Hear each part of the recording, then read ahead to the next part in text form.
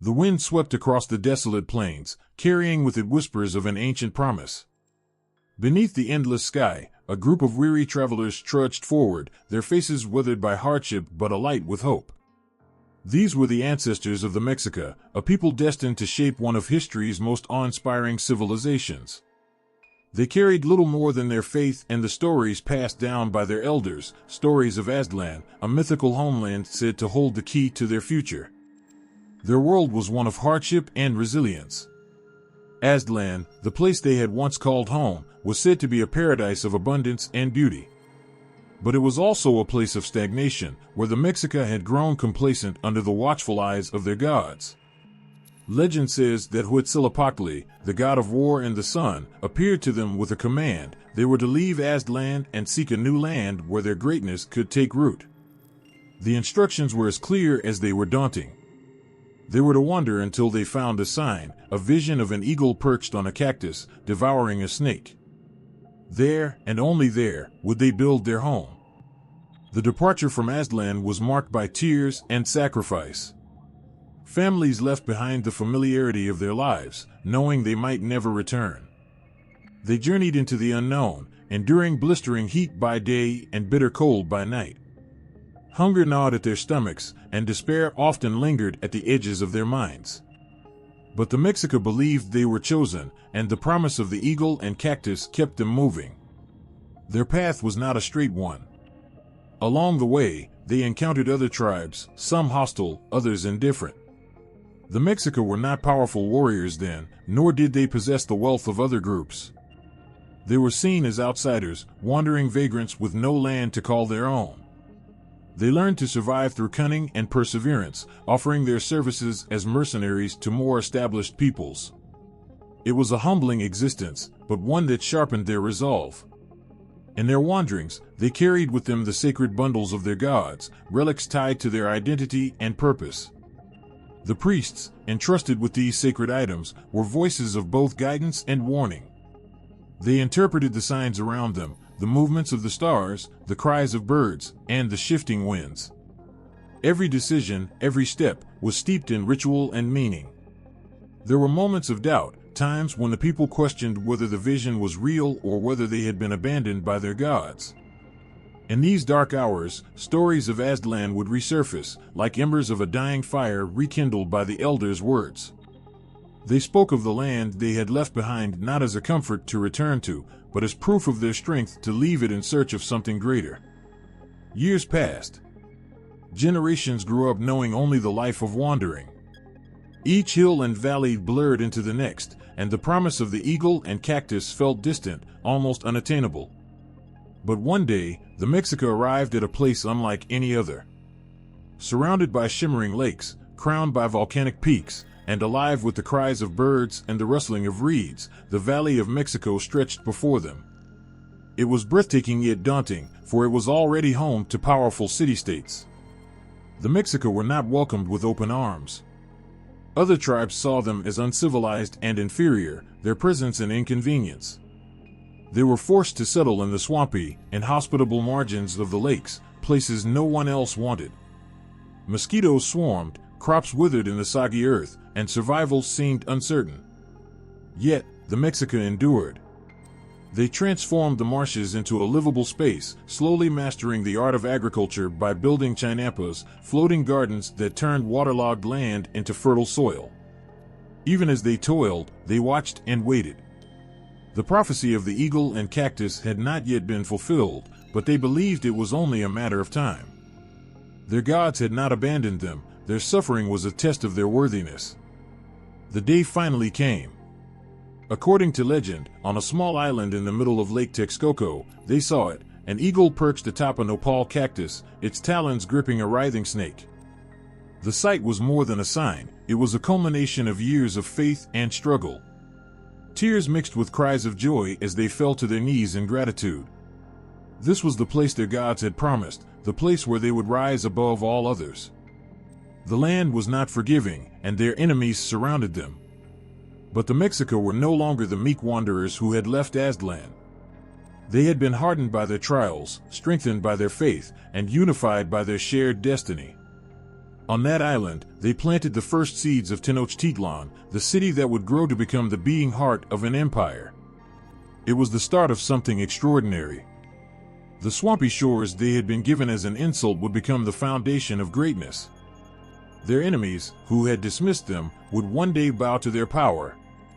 And the eagle and cactus, immortalized in their hearts and on their banners, would forever remind them of the journey that had brought them home. A sharp cry pierced the stillness of dawn, startling the men and women as they gathered by the shore of the lake. All eyes turned skyward. There, high above the marshy waters of Lake Texcoco, an eagle soared, its golden feathers shimmering in the morning light.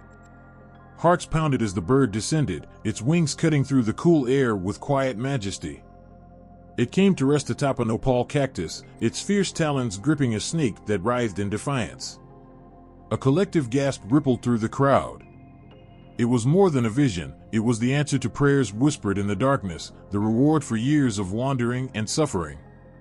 Tears of disbelief mingled with cries of joy. The priests fell to their knees, offering thanks to Huitzilopochtli, the god who had never abandoned them. The land was harsh and unwelcoming, a patch of marshy islands surrounded by shimmering water and dense reeds. It was far from the fertile lands others claimed, but to the Mexica, it was sacred. The eagle and cactus had marked this place as theirs.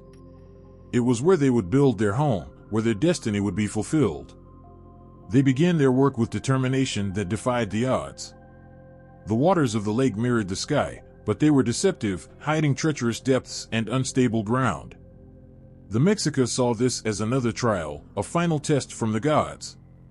They toiled endlessly, cutting down reeds and hauling stones from distant shores. The sound of labor, axes against wood, the splash of water, the grunts of effort, echoed across the lake. Women carried baskets of mud, piling it high to create firm ground. Men shaped the earth into causeways that would connect their fledgling settlement to the mainland. The first structures rose from the swamp with an air of defiance. Simple at first, they spoke of survival rather than grandeur. Yet, even in those early days, there was a sense of something greater. The Mexica worked not just with their hands, but with their hearts, driven by a belief that every stone laid was an offering to their gods. The symbolism of the eagle and cactus was ever present. It became their banner, their guiding force. The eagle represented strength, vision, and the divine approval of Huitzilopochtli. The cactus, rooted in the unforgiving soil, symbolized resilience and growth in the face of hardship. Together, they formed a vision of unity and purpose that no enemy could break.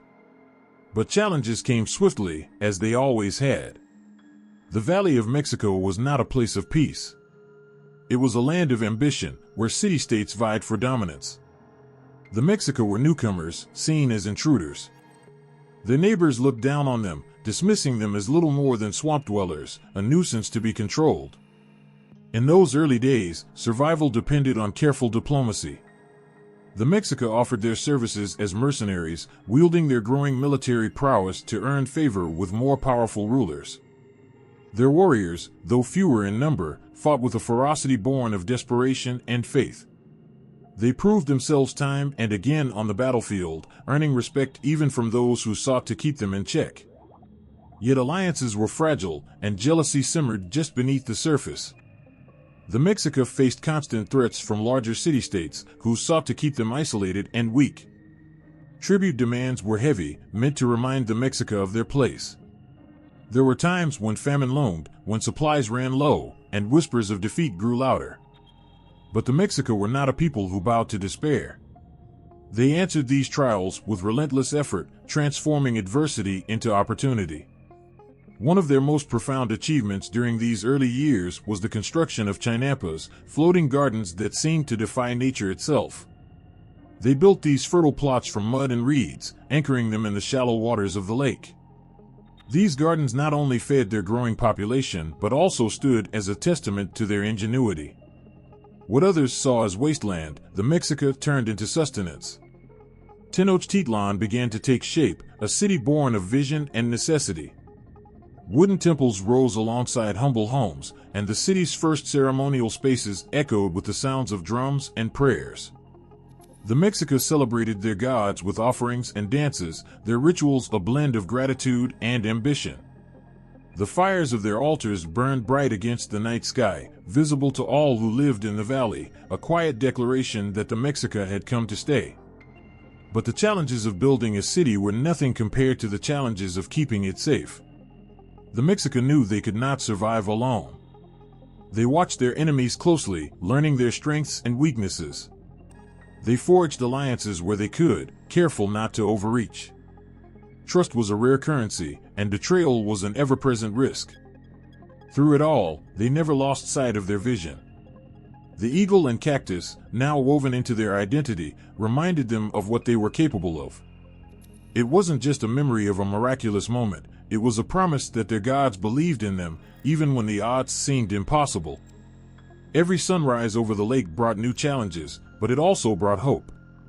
The Mexica, who had once been wanderers, were no longer adrift.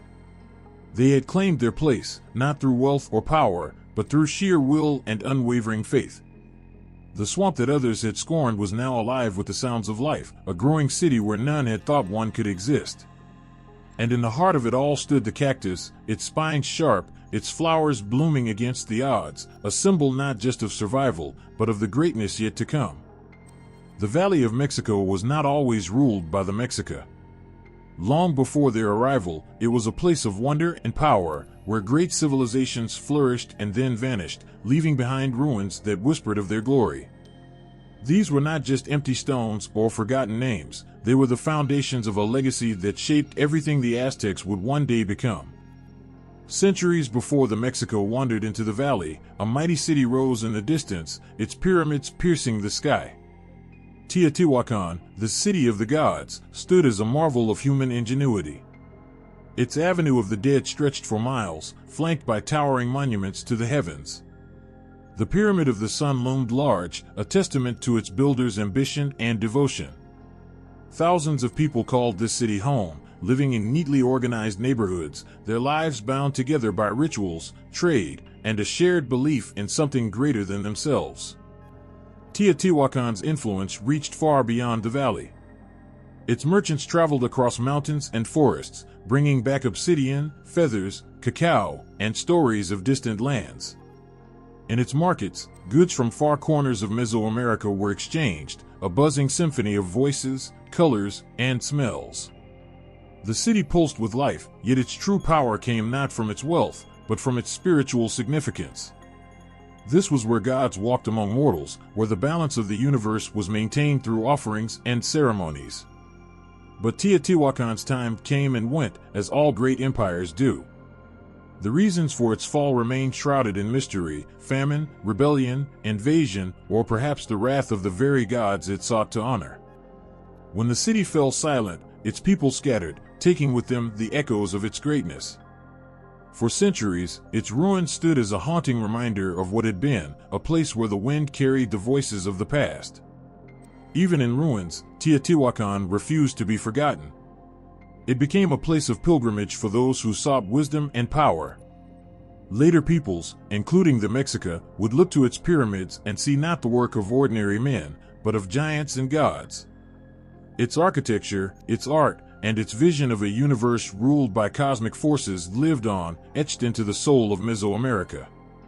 After Teotihuacan, another great power rose in the valley, the Toltecs, a people whose name would become synonymous with wisdom and artistry. Their capital, Tallin, was a city of legends, a place where the gods were said to have whispered directly into the ears of men.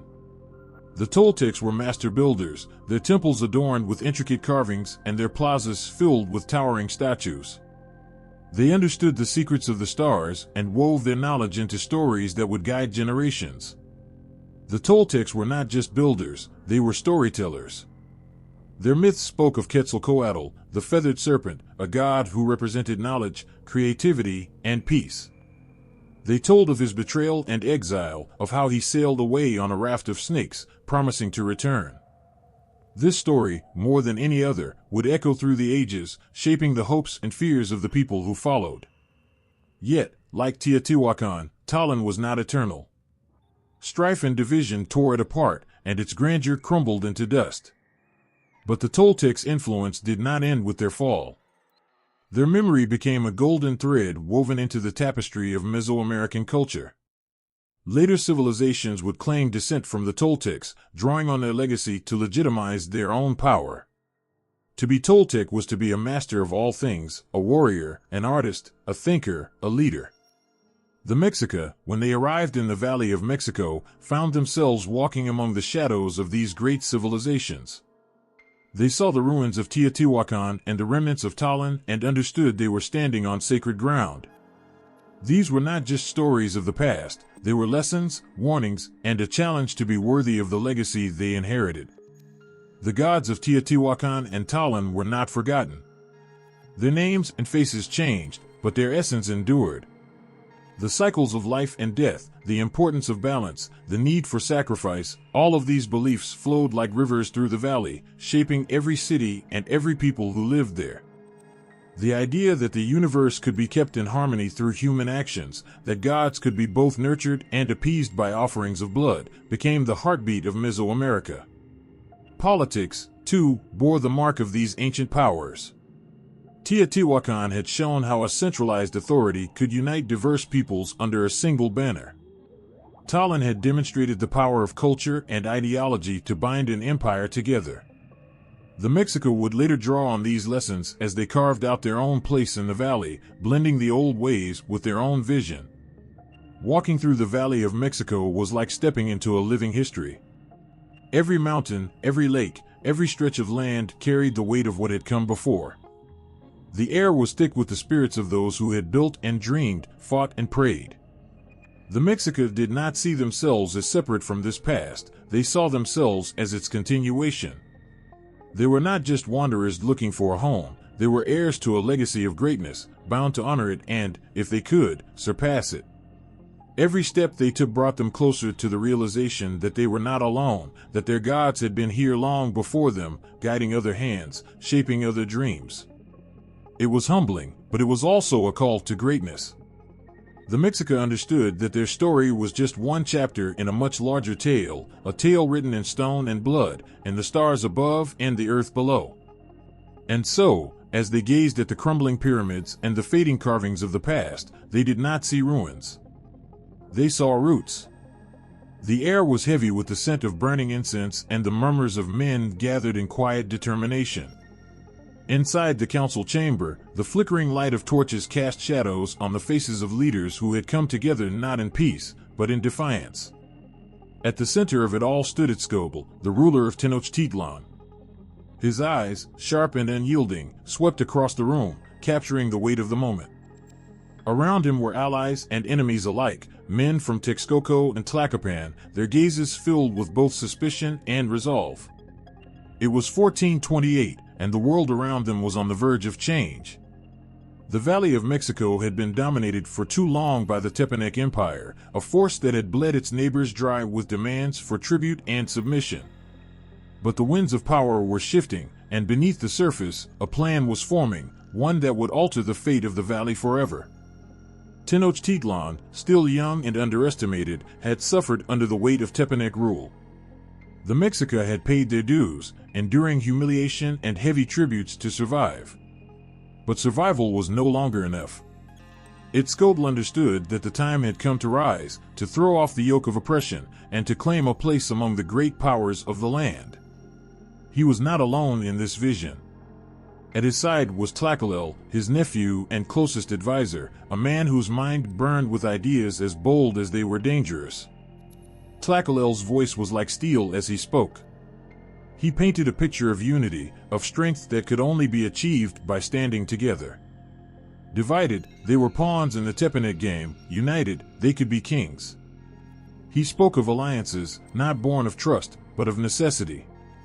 Tenochtitlán, Texcoco, and Tlacopan, three cities with different histories and rivalries, could become an unstoppable force if they set aside their differences.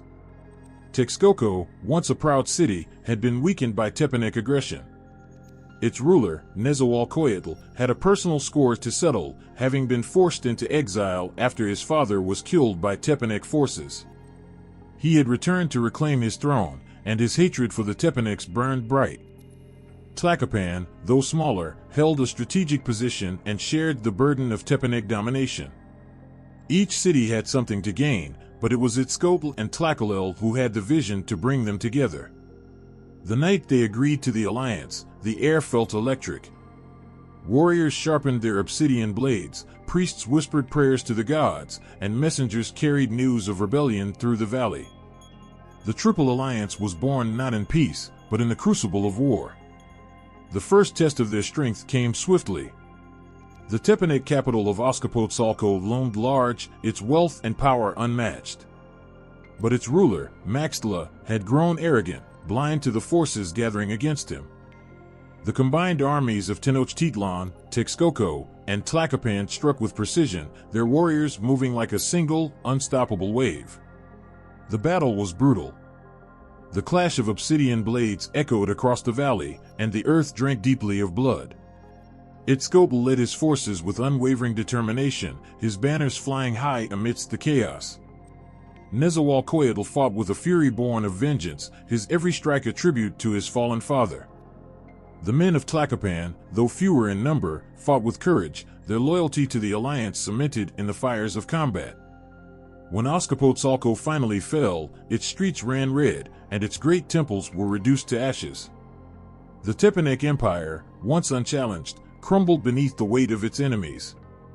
But victory was only the beginning. In the days that followed, Itzcoatl and Tlacopan stood together, surveying the spoils of war. They knew that power won on the battlefield was fleeting. To secure their place, they needed more than strength, they needed an idea, a story that would unite their people and justify their rule. It was Tlacopan who conceived of a plan as daring as the alliance itself, the rewriting of history.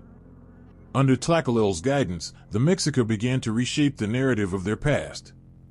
They burned the old codices, erasing memories of humiliation and subjugation, and replaced them with tales of divine destiny.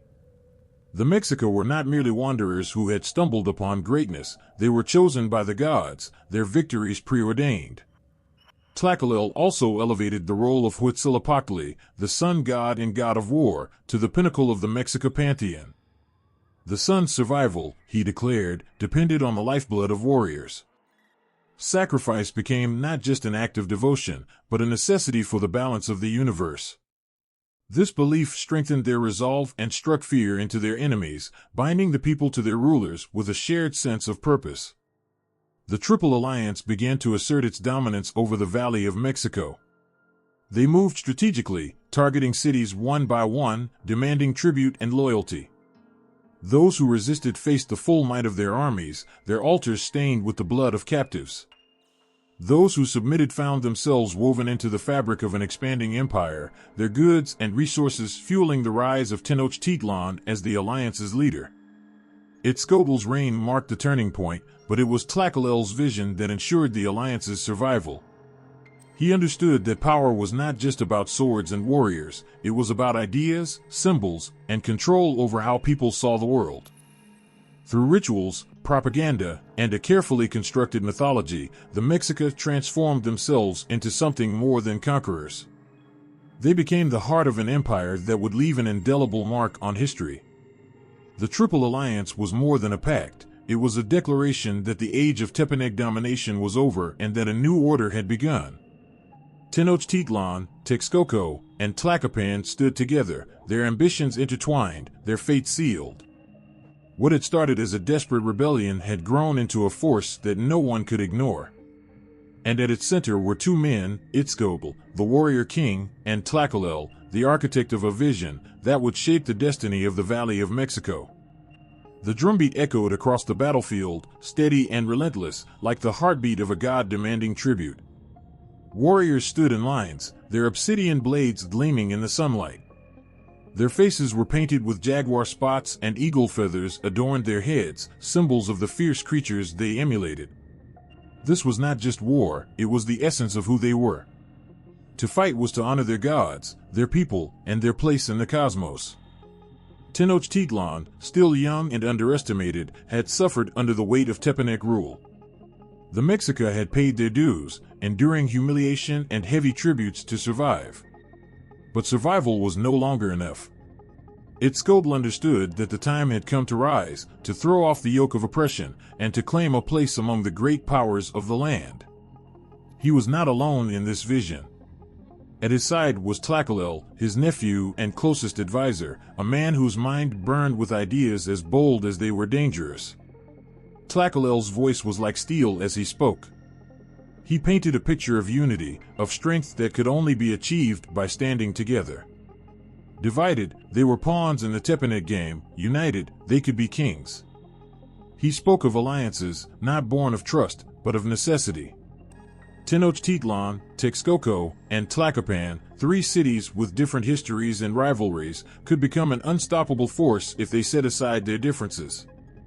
Texcoco, once a proud city, had been weakened by Tepanek aggression. Its ruler, Nezahualcóyotl, had a personal score to settle, having been forced into exile after his father was killed by Tepanek forces. He had returned to reclaim his throne, and his hatred for the Tepaneks burned bright. Tlacopan, though smaller, held a strategic position and shared the burden of Tepanek domination. Each city had something to gain, but it was Itzcoatl and Tlacaelel who had the vision to bring them together. The night they agreed to the alliance, the air felt electric. Warriors sharpened their obsidian blades, priests whispered prayers to the gods, and messengers carried news of rebellion through the valley. The Triple Alliance was born not in peace, but in the crucible of war. The first test of their strength came swiftly. The Tepanek capital of Azcapotzalco loomed large, its wealth and power unmatched. But its ruler, Maxtla, had grown arrogant, blind to the forces gathering against him. The combined armies of Tenochtitlan, Texcoco, and Tlacopan struck with precision, their warriors moving like a single, unstoppable wave.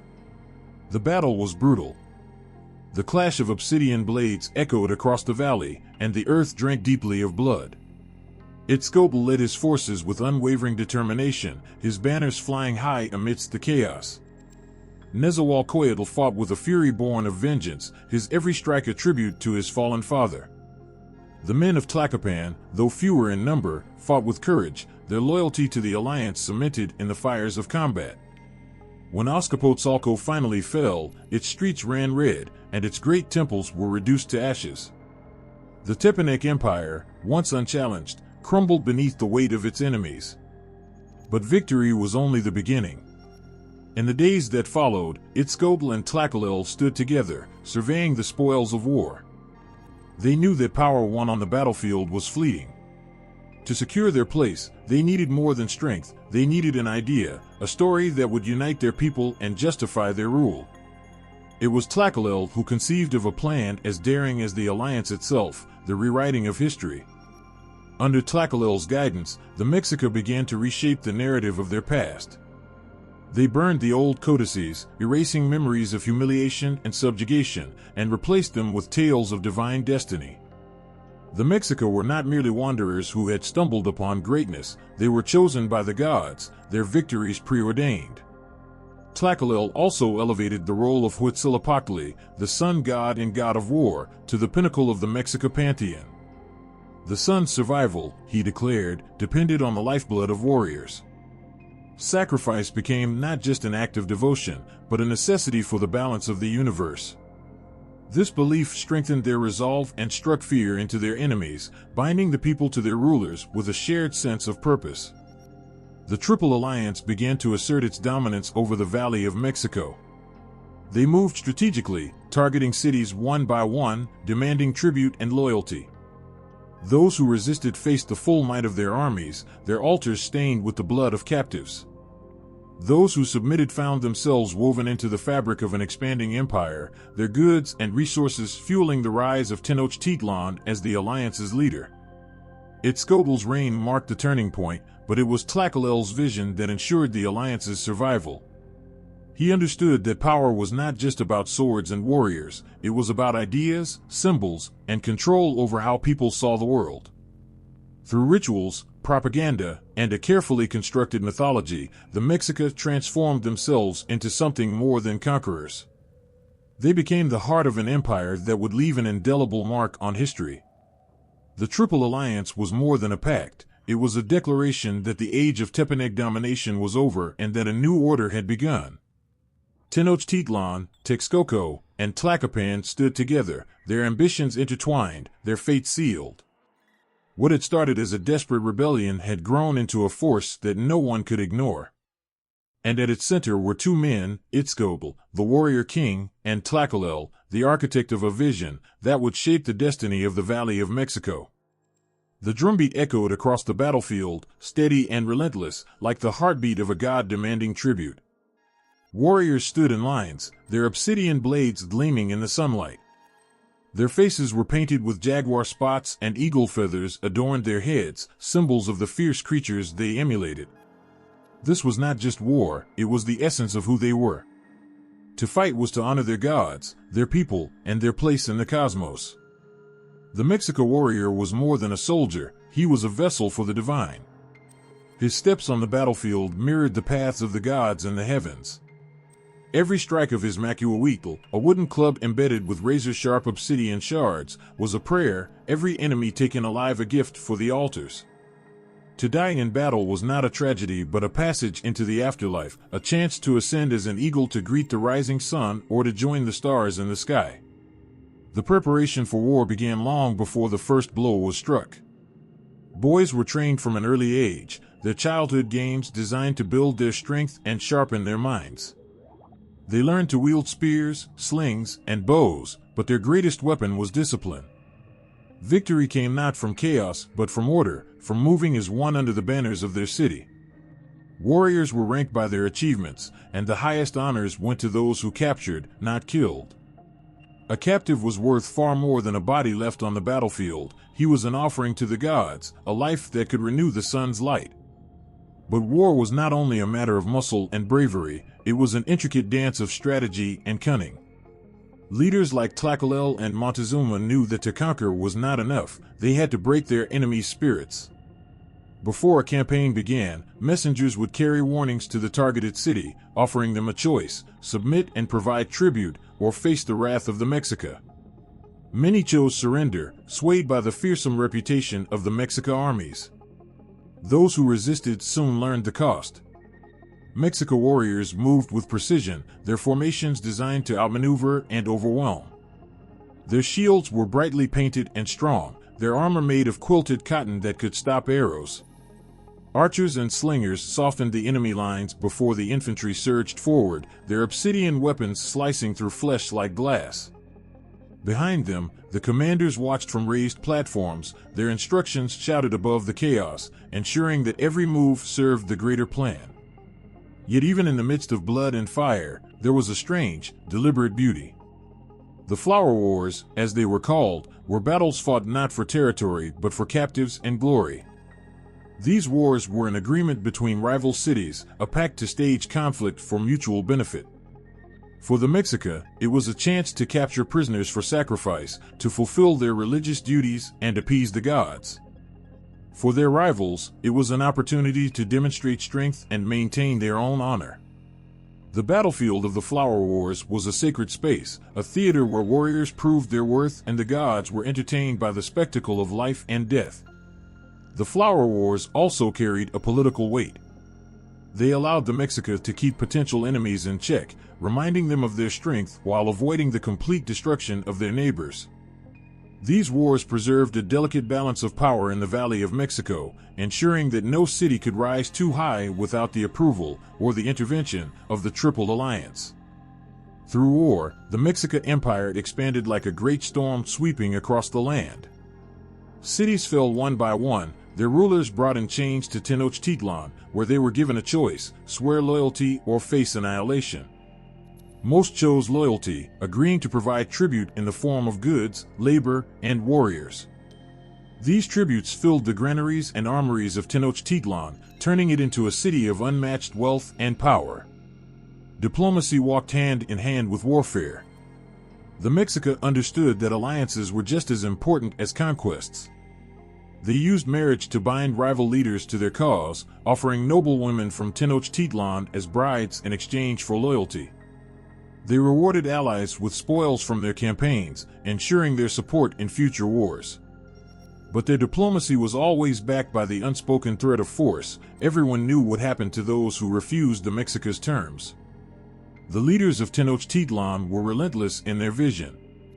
They saw the empire as a living entity, one that needed constant nourishment to survive. Tribute and sacrifice were its lifeblood, and war was the pulse that kept it alive. But this hunger was not just for wealth or power, it was for the very survival of their world. The Mexica believed that without sacrifice, the sun would falter, the crops would wither, and chaos would consume the universe. Even in their victories, there was a weight that pressed upon the warriors. They knew that every conquest brought new enemies, new challenges to overcome. The more the empire grew, the more fragile it became, like a great pyramid built on shifting sands. But for now, they celebrated their triumphs with music and dance, feasts that lasted for days, and ceremonies that reached to the heavens. The battlefield, the temple, and the palace were all connected, each feeding into the other. The warriors fought not for themselves, but for their families, their city, and their gods. They carried the weight of 1,000 years of tradition, the hopes of their people, and the burden of knowing that their lives were the fuel that kept the universe in balance. On the day after a great victory, the warriors would gather at the temple steps, their captives bound and silent. The priests, dressed in the skins of flayed sacrifices, would begin the rituals, their chants rising to meet the cries of eagles and jaguars. The sun climbed higher, its light turning the blood on the altar into rivers of gold. For the Mexica, this was not an end, but a beginning, the eternal cycle of life and death, war and peace, destruction and renewal. The night sky was restless, clouds swirling like spirits torn between the heavens and the earth. In the heart of Tenochtitlan, the torches around the palace of Moctezuma flickered as if mirroring the uncertainty of the times. Moctezuma, the Huitzilopochtli, stood tall and solemn, gazing out over the city he had vowed to protect and elevate. His rule was not merely about maintaining power, it was a promise, a commitment to the gods, and a duty to his people. Moctezuma's name carried weight even before he rose to power. He was known for his wisdom and his strength, a man who balanced the sharp edge of a warrior's blade with the deep reflection of a thinker. When he ascended the throne in 1440, Tenochtitlan was already growing, but it was still young, still vulnerable. He knew the challenges he faced were far more complex than simple conquest. His vision was vast, his determination unshakable. The city pulsed with life, its canals busy with canoes carrying goods and people. The great marketplace of Tlatelolco was a marvel, brimming with merchants offering everything from cacao and textiles to precious jade and feathers. But Moctezuma saw beyond the bustling present. He wanted to turn Tenochtitlan into a city so magnificent that even the gods would gaze upon it with pride. His first acts as ruler set the tone for what was to come. He called for massive public works projects that would transform the city. The causeways, already impressive, were expanded and reinforced, linking Tenochtitlan to the mainland with an elegance that defied nature's barriers. Aqueducts were constructed to bring fresh water to the city, their engineering a testament to human ingenuity and determination. These structures were not just practical, they were symbols of a thriving civilization, a promise to future generations that the Mexica were destined for greatness. But progress did not come without challenges. The gods tested Moctezuma's resolve in ways that shook the very foundations of his reign. The skies turned dark, and the rains refused to fall. Crops withered, and famine clawed at the edges of the empire. The people looked to their leader with pleading eyes, their hope fading with each passing day. Moctezuma did not shrink from the burden. He turned to the priests, to the wisdom of the past, seeking answers and guidance. Ceremonies were held, offerings made, and sacrifices carried out with a desperation that echoed in the cries of the victims and the chants of the priests. Yet even as they sought divine intervention, Moctezuma understood that human effort must stand alongside divine will. He ordered grain reserves to be opened, ensuring that no one starved under his watch. He sent emissaries across the empire to secure food, forging alliances, and trading wealth for survival. Then came the floods, as if the heavens themselves were mocking the hardships that had just passed. The waters rose without mercy, swallowing homes and fields, turning the once thriving city into a swamp of despair. Yet Moctezuma's resolve only grew stronger. He commanded the construction of dikes and floodgates, engineering marvels designed to tame the waters and protect the city from the whims of nature. Through these trials, the people came to see Moctezuma not just as a ruler but as a protector, a figure who carried their hopes and fears on his shoulders. His leadership was a beacon in the darkness, a reminder that even in the face of calamity, the Mexica could endure and emerge stronger. Beyond the city's walls, Moctezuma's ambitions stretched across the horizon. He understood that power was not just about survival, it was about expansion, about claiming what the gods had promised. Under his reign, the Mexica armies marched with renewed vigor, bringing new territories into the fold. City after city fell under their influence, either through the sharp edge of a blade or the subtle art of diplomacy. The tribute that poured into Tenochtitlan was staggering: gold, turquoise, cotton, cacao, and a host of goods that elevated the city to unprecedented wealth. But conquest was not merely about wealth. Moctezuma saw each victory as a reaffirmation of their divine purpose.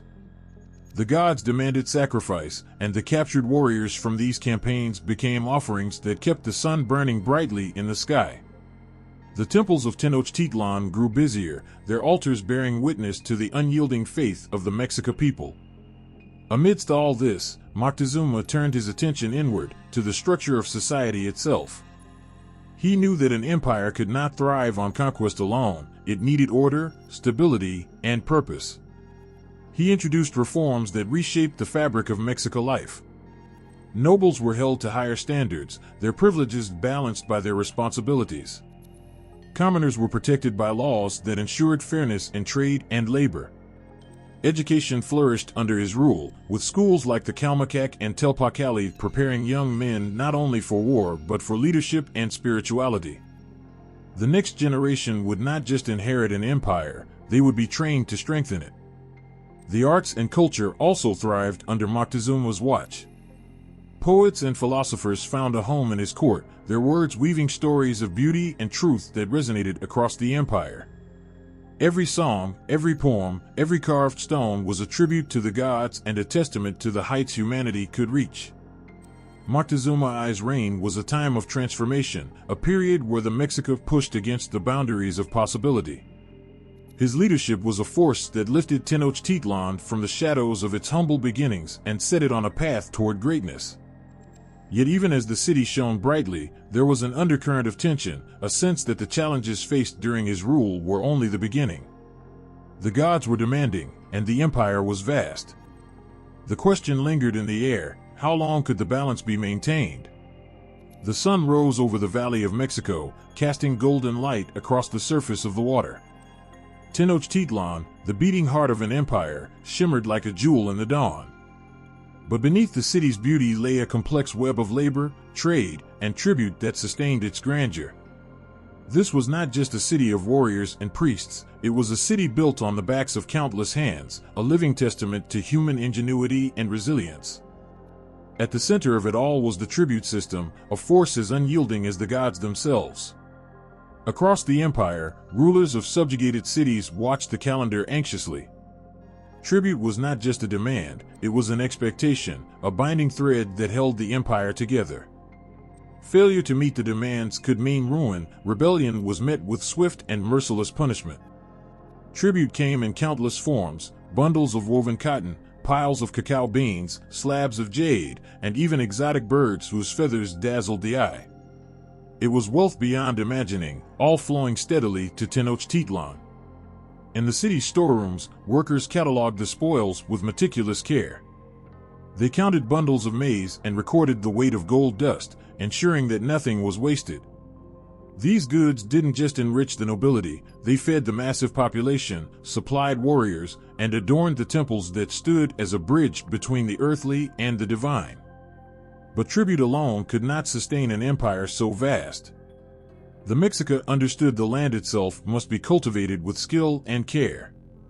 Floating on the waters surrounding Tenochtitlan were chinampas, artificial islands that turned the lake into fertile farmland. These marvels of engineering seemed almost magical, their surfaces bursting with maize, beans, squash, and chili peppers. Farmers navigated the canals in canoes, tending to the crops as dragonflies flitted between the reeds. Each chinampa was a gift to the gods of agriculture, a promise that the people would not go hungry. The chinampas were more than a source of food, they were a symbol of perseverance. When the Mexica first arrived in the Valley of Mexico, they were seen as outcasts, forced to survive on the swampy islands no one else wanted. But what others saw as a curse, the Mexica turned into opportunity. They mastered the art of the chinampas, using mud and reeds to create some of the most productive farmland in the world. This transformation was a defiance of fate, a declaration that even the harshest conditions could be tamed. Yet the empire's economy was not limited to fields and tribute, it was alive with trade, a constant flow of goods and ideas. The great marketplace of Tlatelolco was the heart of this exchange, a place where thousands gathered every day. Merchants from across the empire and beyond laid out their wares, filling the air with the hum of bartering voices and the rich scents of spices and roasted cacao. There was a rhythm to the market, a pulse that matched the city's own, as if every coin exchanged and every deal struck added to the lifeblood of the empire. These merchants, or paktika, were more than simple traders. They were explorers and spies, traveling vast distances to bring back not only goods, but also information. Their journeys took them to distant lands, where they negotiated for turquoise, obsidian, and exotic shells.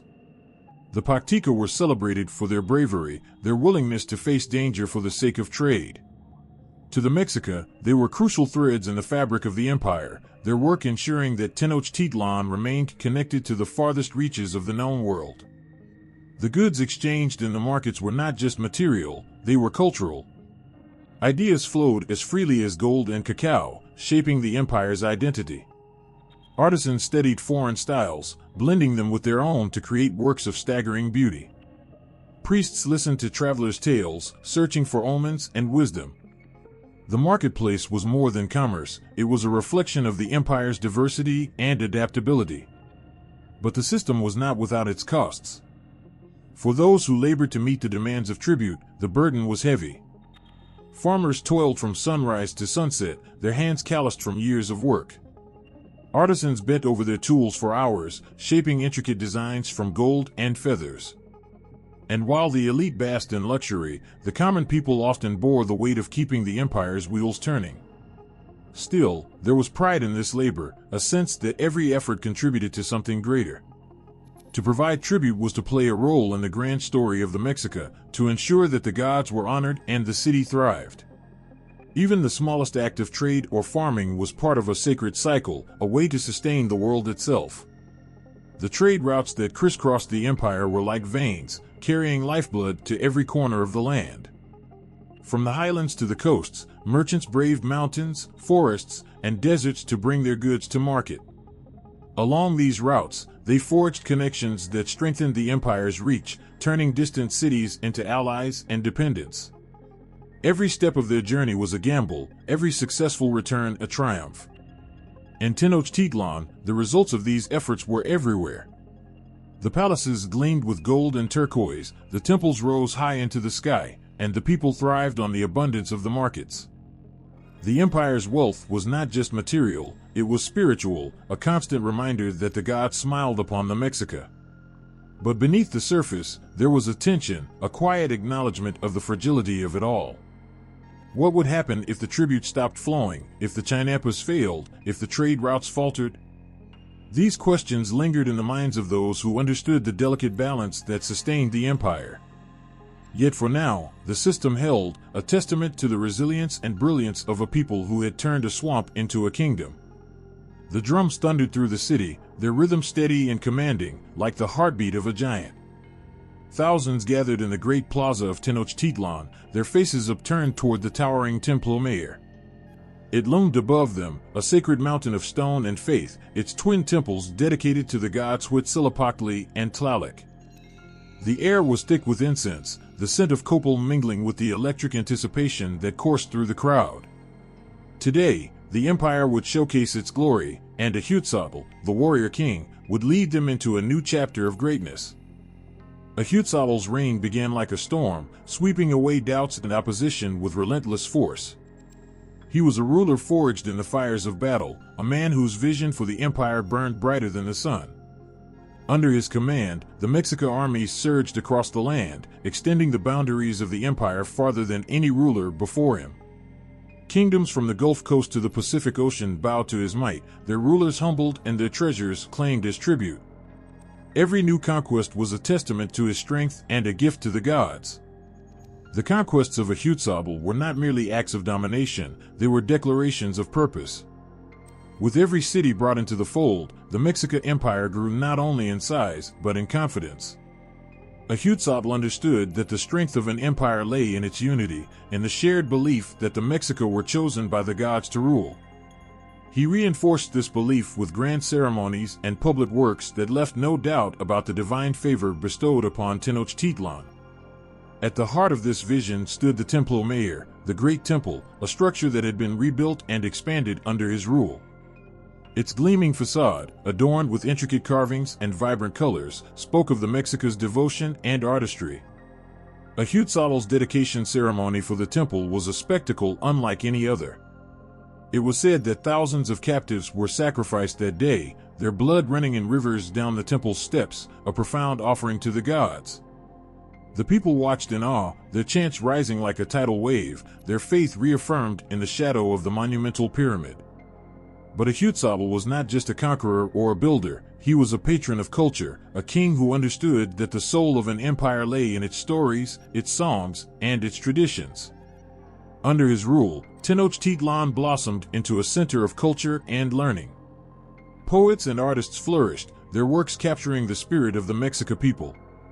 Songs of victory and loss, of gods and men, echoed through the streets, binding the people together with shared memories and aspirations. The Calmecac and Telpacali, the schools of the nobility and commoners, hummed with activity. Young minds were shaped by the teachings of the priests, their lessons filled with wisdom drawn from the sacred codices. They learned not just the skills of war and governance, but the deeper truths of their heritage, the stories of creation, the cycles of time, and the balance of life and death.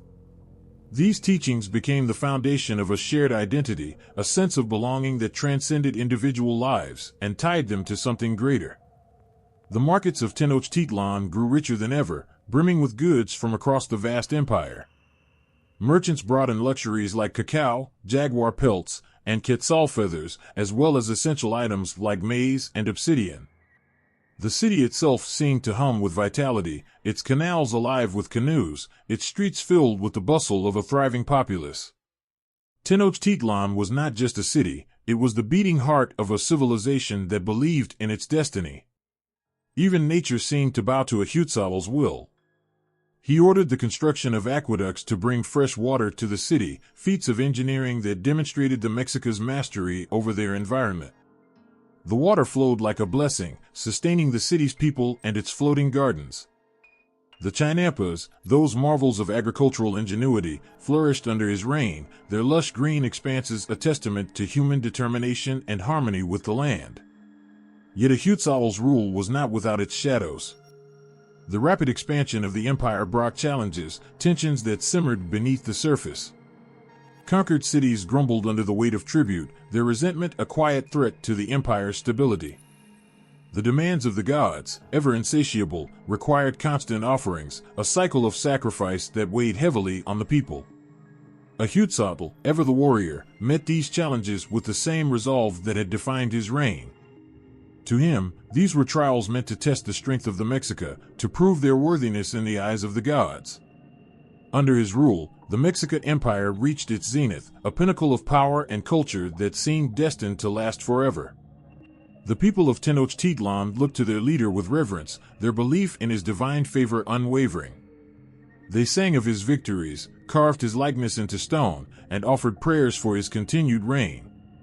Ahuthoval stood at the center of it all, a king who embodied the aspirations of his people and the glory of his empire.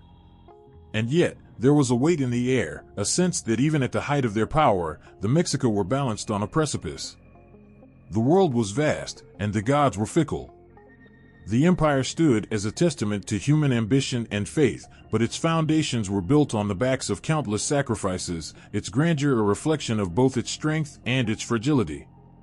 In the golden light of Tenochtitlan, there lingered a quiet question, one that only time could answer: how long could the Mexica hold the favor of the gods? The air was heavy with incense, thick and sweet, curling upwards to the heavens like whispered prayers. A great crowd gathered around the towering Templo Mayor, their faces lit with a mixture of awe and fear. Priests, their bodies painted in black and red, stood at the summit of the temple. In their hands, obsidian blades gleamed sharp as truth. The drums thundered, their deep, resonant beats echoing across the city, as if the earth itself trembled with anticipation. It was a sacred day, a moment to honor the gods and keep the world turning. The Mexica people believed they walked in a world shaped by gods, their every breath a gift of divine will. Above them loomed a pantheon, each god holding sway over a vital force of existence. Huitzilopochtli, the hummingbird of the south, reigned as the god of the sun and war, demanding ceaseless devotion to ensure his strength in the eternal battle against darkness. Tlaloc, the rainbringer, controlled the storms and nourished the fields, his wrath felt in thunder and his mercy in the sweet, life-giving rain. Quetzalcoatl, the feathered serpent, stood as a symbol of wisdom and creation, his story woven into the very fabric of life. The myths that defined these gods were not mere stories, they were truths, sacred and profound. The Mexica believed the world had been created and destroyed in endless cycles, each era brought forth by divine sacrifice. The current world, the fifth sun, was fragile, born from the selfless act of Nana-Watson, a humble god who leapt into the flames to become the sun. Yet this sun was not self-sustaining. It required nourishment, offerings of blood and life, to keep it moving across the sky. Without these sacrifices, the sun would falter and the world would end. This belief gave rise to rituals both beautiful and terrifying. Human sacrifice was not seen as cruelty but as a sacred duty, a way to repay the gods for their sacrifices and ensure the survival of all creation. Those chosen for the honor were often captives taken in war, their selection viewed as predestined by the gods. The rituals were meticulous, steeped in reverence and symbolism. On the appointed day, the chosen one would ascend the temple steps, accompanied by chants and the unyielding rhythm of drums. At the summit, their heart would be offered to the gods, its beating stopped in a single, precise moment. The blood, rich and red, flowed down the temple steps, merging with the earth as an offering of life. The people below did not look away, they believed that each drop of blood was a prayer, each life a thread in the tapestry that bound them to the divine. Their festivals were grand and fervent, each one a reenactment of cosmic events. During the Tenochtitlan festival, a young man chosen to embody Tezcatlipoca, the god of fate and change, lived as a god for a year before being sacrificed. During Tlacaxiphualiztli, captives fought in gladiatorial combat to honor Xic-Totec, the flayed god of renewal. These rituals bound the Mexica to their gods, their ancestors, and the sacred cycles of time. Time itself was sacred, its passage measured by intricate calendars that revealed the divine order of the universe. The Tanaupuali, a 260-day ritual calendar, governed the spiritual rhythm of life, while the Xiapawali, a 365-day solar calendar, ensured harmony with the seasons. Every day carried its own omens, its own divine energy. The calendars intertwined, their cycles revealing the profound truth that time was not linear but cyclical, a constant renewal of beginnings and endings. Creation myths were the lifeblood of Mexica culture, their teachings carved into stone and whispered in the smoke of fires. They spoke of gods who shaped mountains and valleys, who wrestled with chaos to bring order to the world. In one tale, Quetzalcoatl descended into the underworld to retrieve the bones of humanity's ancestors. He tricked Mictlantecutli, the Lord of Death, and brought the bones back to the surface, grinding them with his own blood to create humanity. It was a story of sacrifice, of love and struggle, of life forged from death. These myths were not confined to the heavens, they resonated in the hearts of the Mexica. They saw themselves as part of this divine narrative, their lives extensions of the God's will. Every act, from planting maize to waging war, was imbued with cosmic significance. They lived in a world where every shadow held meaning, every star told a story. The line between the divine and the mortal was blurred, their lives a reflection of the gods' eternal struggle. Even the landscape echoed these beliefs. Mountains were not mere peaks, they were the resting places of gods. Rivers and caves were thresholds to other worlds. The Templo Mayor itself was a microcosm of the universe, its twin temples symbolizing the balance between fire and water, war and fertility. The Mexica built their city not just to thrive, but to honor the sacred geography of their beliefs. And through it all, there was an undercurrent of urgency, a pressing need to maintain balance in a world teetering on the edge of chaos. The Mexica knew the gods had given much, but they also knew the gods could take it all away. The sun could fail, the rains could cease, the earth could tremble, and the stars could scatter. Their faith was not a passive thing, it was active, alive, a constant act of devotion and reciprocity. In the quiet moments between ceremonies, as the sun set over the lake and painted the city in hues of gold and crimson, the people reflected on their place in the cosmos. They were not just subjects of an empire, they were participants in a grand, eternal story. They were the children of gods, the keepers of time, the bearers of sacrifice. Their lives were fleeting, yet through their faith, they became eternal. And as the drums began to beat once more, calling them to gather at the temple, they rose with a shared purpose, their hearts filled with both fear and hope, ready to face the gods who had shaped their world.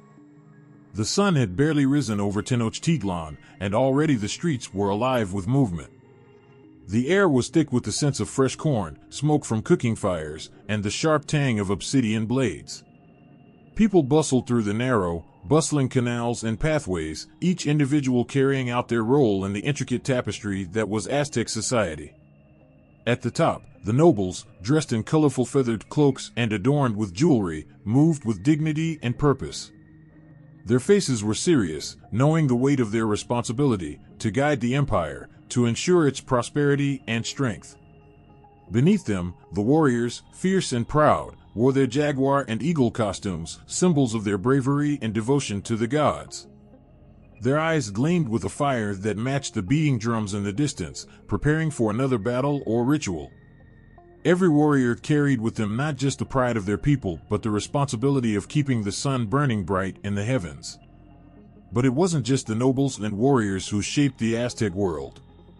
As the day stretched on, the artisans and merchants could be seen in the market, their hands busy at work.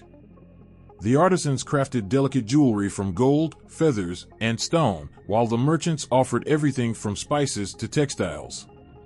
They haggled and bargained, their voices rising in a rhythmic cadence, much like the heartbeat of the city itself.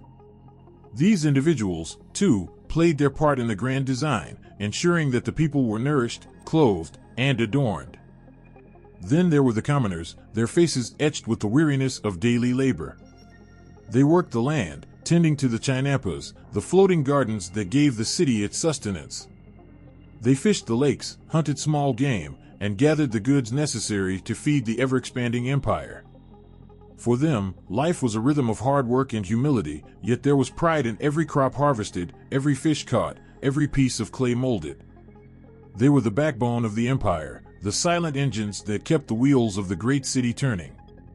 But amid this complex web of roles, the heart of Aztec society beat strongest in its schools. The Calmecac, the school for the elite, stood as a symbol of the empire's high expectations. Young boys, noble in birth, entered these hallowed halls to learn not just how to rule, but how to embody the values of the gods. They studied the sacred texts, learned the art of war and diplomacy, and were taught the intricate ceremonies that would one day allow them to ascend to leadership. Their teachers were respected priests, warriors, and scribes, each imparting knowledge that could shift the fate of nations. It was in these classrooms that the future leaders of the empire took shape, their every lesson not just an academic pursuit but a spiritual journey, molding them to stand tall among gods and men. But even beyond the Calmecac, there was another kind of school. The Telpacali, the school for the commoners' children, stood in sharp contrast. Here, children of commoners were taught the ways of the world, preparing them for the lives they would lead as warriors, artisans, farmers, or merchants. In the Telpacali, discipline and respect for the gods were paramount. The boys trained to become warriors, honing their skills with the wooden swords and shields that would later become real weapons of battle. The girls learned the essential tasks of the home, cooking, weaving, and caring for children, while always understanding that their work was just as sacred as that of the warriors or priests. The Tenochtitlan was more than a school, it was a place where the seeds of loyalty, duty, and devotion to the gods were planted. These young students were taught to respect the natural world and its cycles. They were encouraged to grow strong bodies, capable minds, and brave hearts, for they were the future of the empire. In the harsh lessons of the Tenochtitlan, the students came to understand that their lives were part of something far greater than themselves. They were not just preparing for work or family, they were preparing for a life that would give back to the gods, a life where sacrifice and service were honored as the highest virtues. For the women of the Aztec world, the roles they played were just as vital, though their paths were often quieter, less heralded. Women, in many ways, shaped the moral and spiritual center of the household. They managed the family, tended the fires, and made the home a place of nourishment and warmth. They were the teachers of children, passing down the sacred stories and values that would sustain the empire for generations. Though they did not wield the same public power as the nobles or warriors, their influence in the home and community was immense. In the rituals that took place at the heart of the empire, women played vital roles. Some served as priestesses, offering prayers and tending to the sacred fires. Others were chosen to be the wives of the nobles, tasked with maintaining the sacred balance between the gods and the people. The strength of a woman in the Aztec world was measured not only in her labor and loyalty but in her ability to bring life into the world, to bear children who would continue the empire's legacy. Despite the rigid class structure, there were moments when these lines blurred. A commoner could rise through the ranks by displaying exceptional bravery or skill in battle. A priest or warrior might fall from grace, stripped of titles and power, and become a humble farmer. The Aztec world was built on the belief that everyone had a role to play, but that role was not fixed. It could be shaped by actions, choices, and devotion to the gods. Through all the bustling activity of Tenochtitlan, from the hum of daily work to the solemn moments of prayer, there was a deep and profound sense of duty. Every person, from the noble to the commoner, was part of something greater. They were threads in a tapestry woven by the gods, each action they took a stroke in a larger picture. And no matter their role, they carried the weight of their society on their shoulders. It was not an easy life, but it was a life filled with purpose, with devotion, and with the knowledge that their efforts would ensure the survival of the empire and the blessings of the gods for generations to come. The moon hung low in the sky over Tenochtitlan, casting a silver glow on the stone streets, where the echoes of distant drums seemed to carry the rhythm of the empire's heart. Beneath the quiet glow, something remarkable was unfolding. The people of the great city were not only warriors or farmers, they were also creators, artists, poets, scholars, and scientists. In every corner, there was an expression of the soul, captured in ink, stone, and paint, telling stories that spanned the heavens and the earth. In the bustling marketplaces, vibrant murals and intricate carvings adorned the walls of every temple and palace. Artists, both young and old, wielded their chisels and brushes with reverence, knowing that their work was more than just decoration, it was a way of connecting with the divine. Sculptures of gods and rulers stood proudly at the center of the city, their eyes eternally watching over the people. The art wasn't just for the eyes, it was a doorway to understanding the gods, the universe, and the very fabric of life itself. A single painting or carving could tell the story of a battle, a sacrifice, or a celestial event. Each stroke of the brush and every chip of stone was an act of devotion, a way to capture the essence of the world in all its beauty and horror.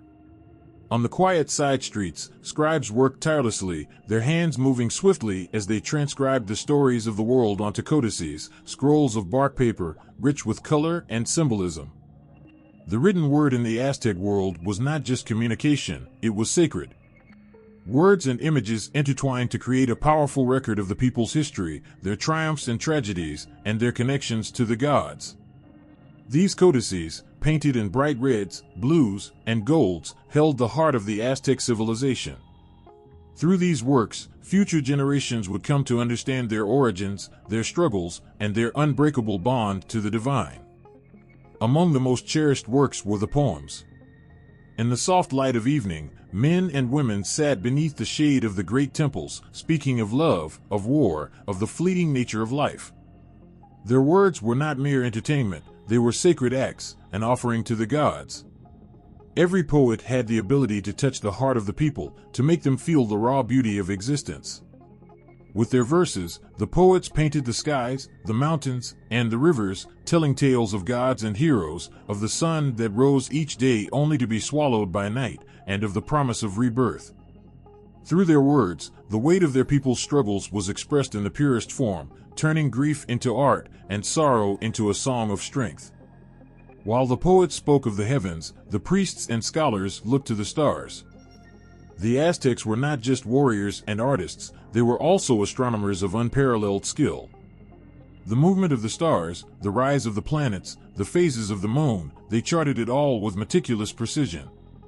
The city was alive with the knowledge that time itself was sacred.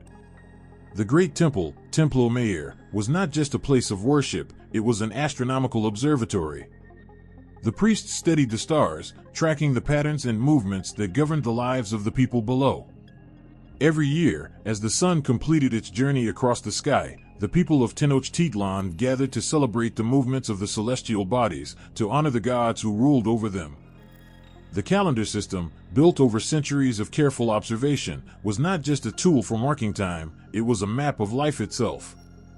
The Tanaupwali, the sacred 260-day calendar, guided every decision, from the planting of crops to the timing of rituals.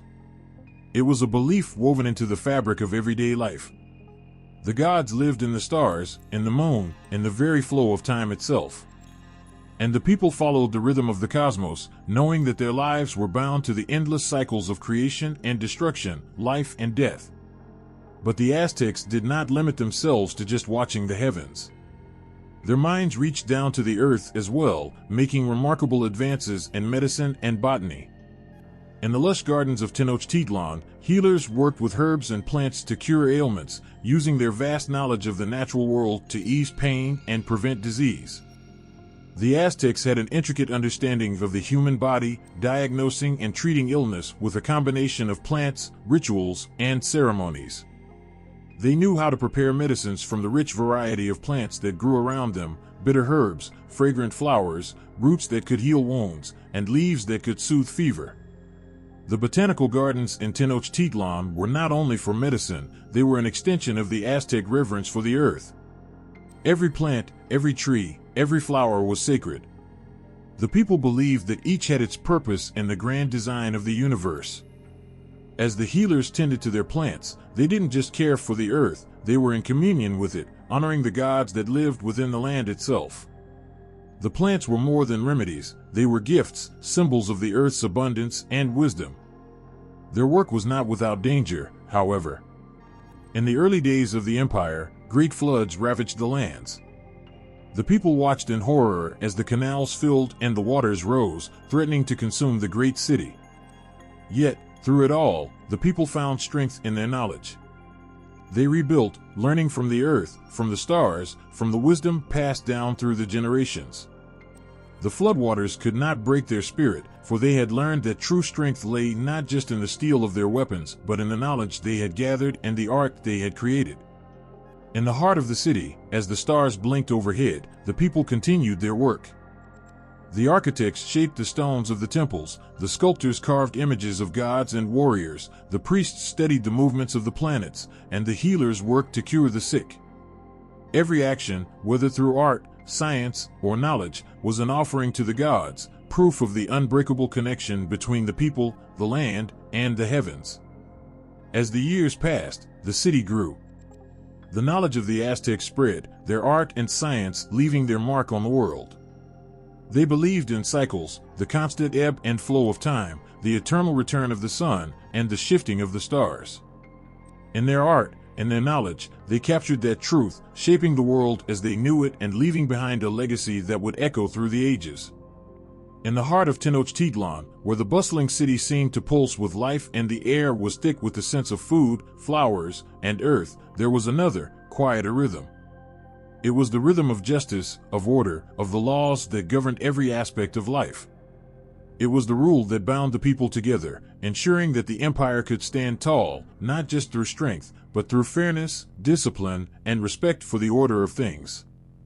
The laws of the Aztecs were not written in dusty scrolls to be locked away in a forgotten vault.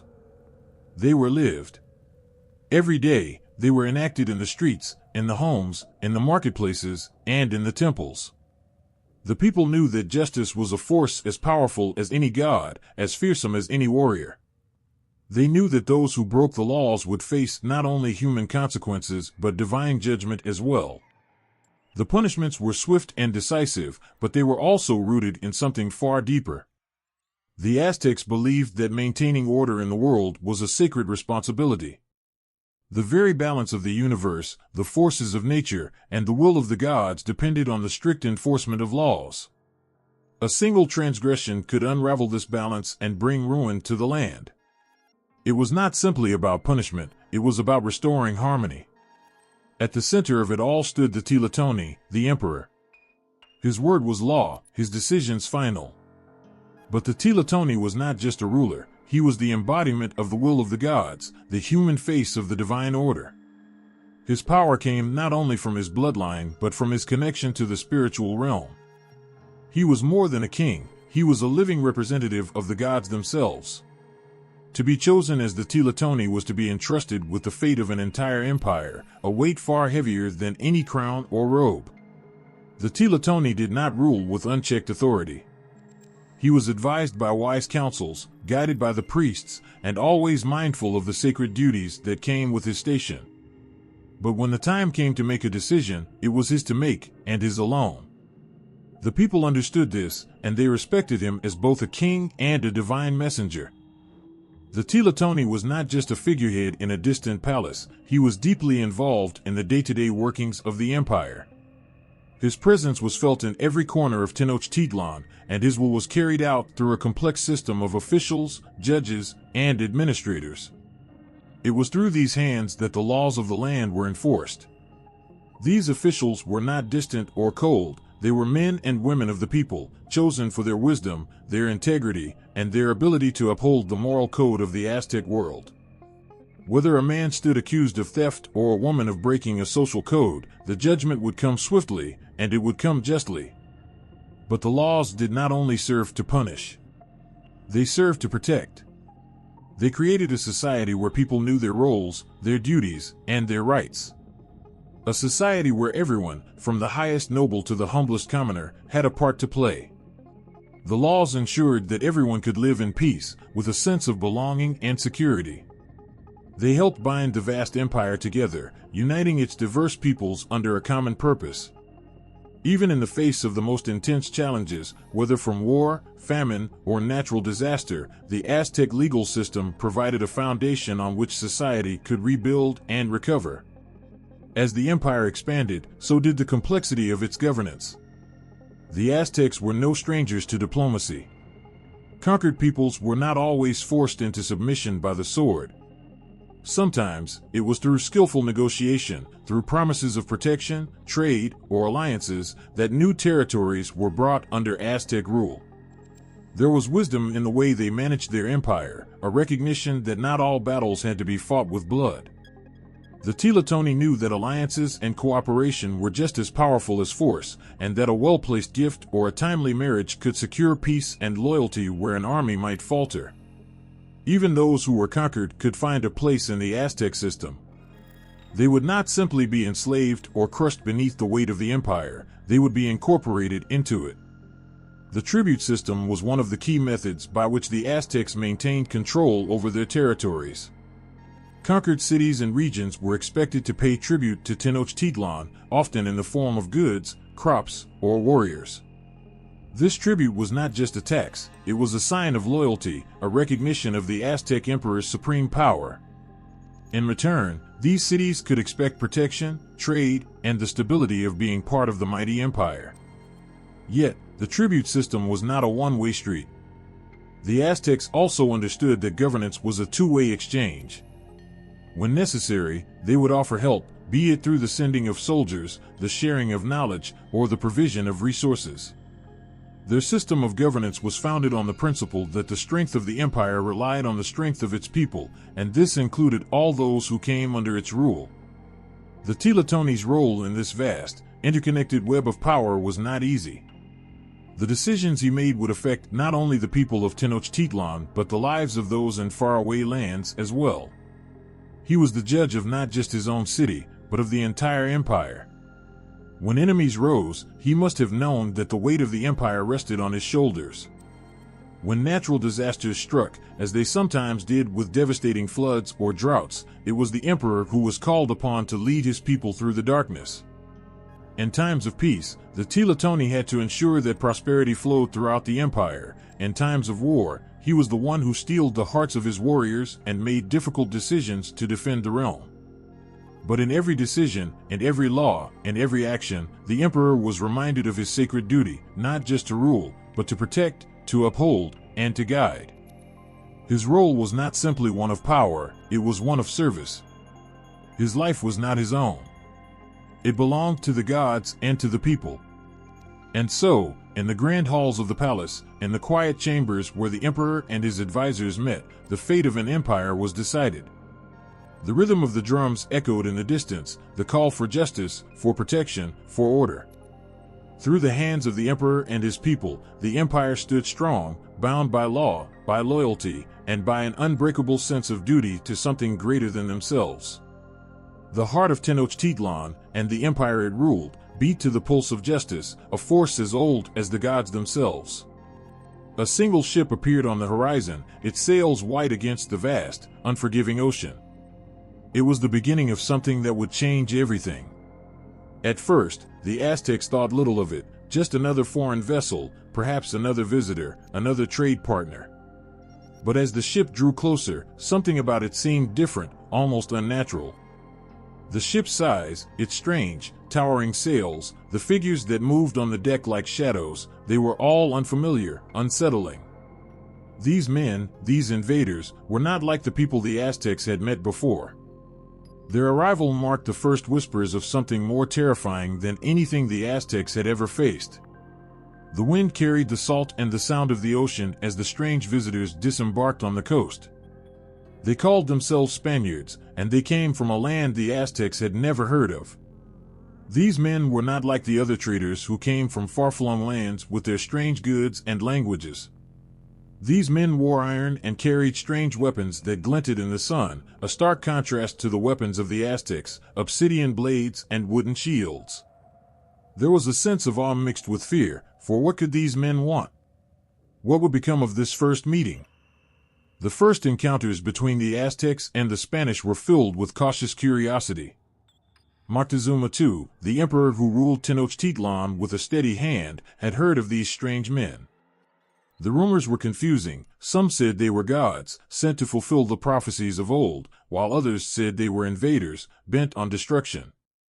The signs were mixed, and Moctezuma, the great Tenochtitlan, was a man of deep faith. He was torn between the two possibilities.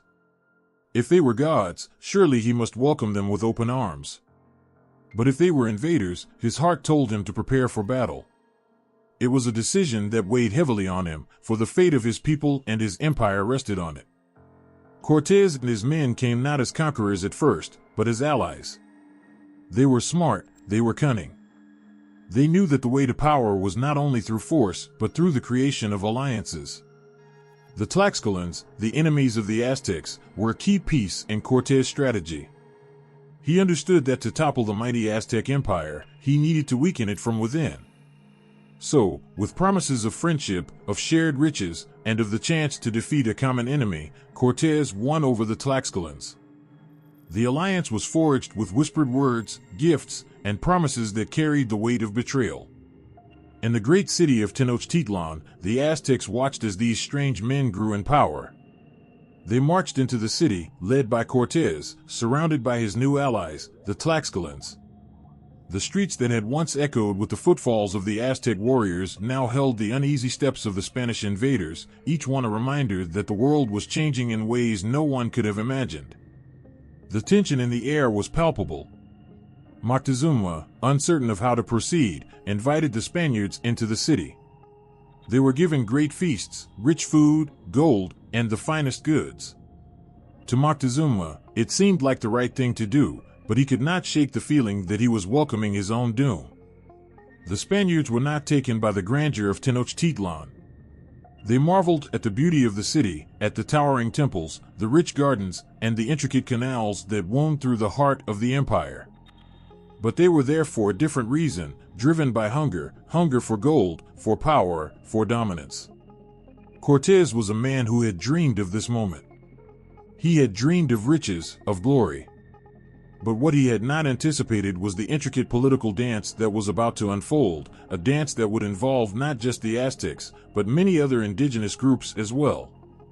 The first meetings between the Aztecs and the Spanish had been diplomatic, full of ceremonies and exchanges of gifts. Moctezuma, still uncertain, had hoped that his offerings of gold and riches would make the Spanish depart, or at least delay their intentions. But Cortés, ever the opportunist, knew that Moctezuma's kindness was a sign of weakness. He would not leave without his prize. It was not long before the Spaniards, who had been welcomed with open arms, began to show their true colors. They took what they could, precious metals, food, and goods, and they grew bolder with each passing day. What the Aztecs did not know was that the Spanish had no intentions of leaving. They were not there simply to admire the beauty of the land or exchange pleasantries. Cortés had come to conquer, and every act of kindness, every gift, only fueled his belief that the Aztecs could be taken, not through force alone, but through manipulation, alliances, and betrayal. The Aztecs, meanwhile, continued to watch with growing concern as their city became a stage for a drama far larger than any they had ever known. They had heard the stories of these strange men with their strange weapons, but now they saw them face to face. The horses they rode were majestic, but it was the firepower of their guns that left the Aztecs in awe. The Spanish were unlike anything the Aztecs had encountered before, fierce, relentless, and driven by an ambition that knew no limits. As Cortés forged alliances with the Tlaxcalans and other groups who despised the Aztecs, the sense of dread began to settle over Tenochtitlan.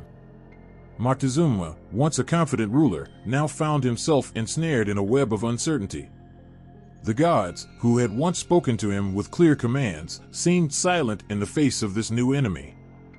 The prophecies that had once guided his people now seemed like fragile whispers, easily drowned out by the thundering presence of the Spanish. Would the gods forsake the Aztecs in their time of need? Would they allow these foreign invaders to bring down the empire that had stood so strong for centuries? In the beginning, the Aztecs were unsure of what to make of the Spanish. Were they gods or monsters? But as time went on, the truth began to emerge, piece by piece. The men from across the sea were not gods, nor were they the answer to ancient prophecies. They were men driven by a hunger for power, and they had come to take what was not theirs. Their alliance with the Tlaxcalans, once a tactical maneuver, began to take on the look of something much darker. The Aztecs, proud and powerful as they were, now stood at the edge of something they could not understand, a force that threatened to swallow their world whole. The great city of Tenochtitlan, with its towering temples and bustling markets, had always been a symbol of strength and unity. It stood proudly on the shimmering lake, its people moving with purpose, their daily lives intertwined with the rhythms of the earth and the sky.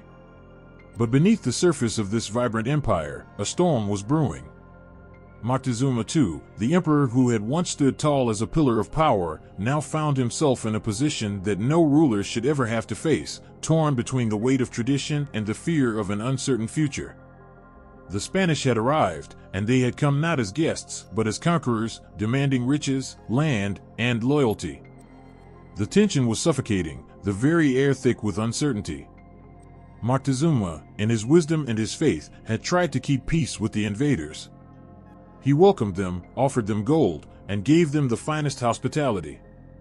He had hoped that these strange men with their shining armor and unfamiliar weapons would leave, that his gifts would be enough to send them away. But Cortés, ever the opportunist, saw Moctezuma's kindness as a sign of weakness. The demands grew bolder, the gifts became less about diplomacy and more about submission. The emperor stood at the precipice of an empire that had flourished for centuries, and yet he was unable to stop the impending collapse. Moctezuma was a man of deep faith, a man who believed in the will of the gods and the ancient prophecies that had guided his ancestors. He was torn, for he had heard whispers that the Spanish might be the gods returned, the ones who would restore balance to the world. But the truth was far darker than any prophecy. As the days passed, it became clear that the Spanish were not gods, but men driven by a lust for power. And Moctezuma, for all his wisdom, found himself caught between the will of his gods and the harsh reality of the invasion. His leadership, once strong and decisive, now seemed fragile. He had believed in the will of the gods, and in doing so, he had placed his faith in the idea that the world would bend to their design. But the Spanish were not part of that design. The empire, once united under the strength of the Aztec people, now faced challenges it had never known before. The internal strife began to grow. Those who had once been loyal to Moctezuma, to the ideals of the empire, now whispered behind his back. Doubts began to creep in, not only about the Spanish, but also about Moctezuma's ability to protect his people from the storm that was coming. It was impossible to ignore the cracks that had begun to form in the empire's foundation. The Aztec people, proud and strong, were beginning to see their emperor not as a god, but as a man who had lost his way. The demands of the Spanish, the constant pressure from within the empire, and the fear of the unknown weighed heavily on Moctezuma's heart. He could not lead his people with the same confidence as before. The once powerful Tlatoani, the voice of the gods on earth, now seemed unsure of what the gods truly wanted. But Moctezuma did not face these challenges alone. His closest advisors, his warriors, and his priests all saw the writing on the wall. Some of them urged him to take action, to rid the city of the foreign invaders who threatened everything they had built. Others, like the priestly class, saw the situation differently. They believed that the return of the gods was imminent, that this was a divine test. Moctezuma listened to both sides, weighed their words, and tried to make decisions that would protect his people. But every choice seemed to lead to more uncertainty. The empire, with all its riches and glory, was not invulnerable. The Aztecs had always prided themselves on their military might, their ability to conquer, to defend, to control. But now they were facing an enemy that was unlike any they had ever encountered. The Spanish were not just armed with swords and shields, they had horses, cannons, and muskets, tools of destruction the Aztecs had never seen. And the fear that gripped Moctezuma's heart was that, despite all his power, despite the empire's strength, there was nothing he could do to stop the unstoppable force that was coming. The people of Tenochtitlan began to notice the change in their emperor. The once proud and confident leader now seemed distant, unsure. The great temples that had stood for centuries, reaching toward the sky, now seemed to cast long shadows over the city, as if even the gods themselves had turned away. Moctezuma's actions, his decisions, became more erratic. He made concessions to the Spanish that many of his people could not understand. He allowed them to take gold, to build alliances with their enemies, and even to set up their own fortifications within the city. The very walls of Tenochtitlan, which had once kept the empire safe, now seemed to be closing in on itself. The people, once proud of their emperor, began to question his judgment. The warriors, who had fought with honor in countless battles, now looked at Moctezuma with uncertainty in their eyes. The priests, who had stood by his side through thick and thin, began to murmur among themselves. Was Moctezuma truly the chosen one, the one the gods had placed on the throne, or had he lost his way? The empire, so mighty just a few short years before, now seemed on the verge of collapse. The internal challenges Moctezuma faced were no less devastating than the external ones. The Spanish, through their cunning and deceit, had begun to turn the empire's subjects against one another. Allies like the Tlaxcalans, once enemies of the Aztecs, now fought alongside the invaders. Moctezuma's people, torn between loyalty to their emperor and the fear of an unknown future, began to break apart. The unity that had held the empire together for so long now seemed like a distant memory. As the Spanish continued to push forward, their demands growing ever more unreasonable, Moctezuma found himself increasingly isolated. His once great empire, so vast and powerful, now seemed to be slipping through his fingers.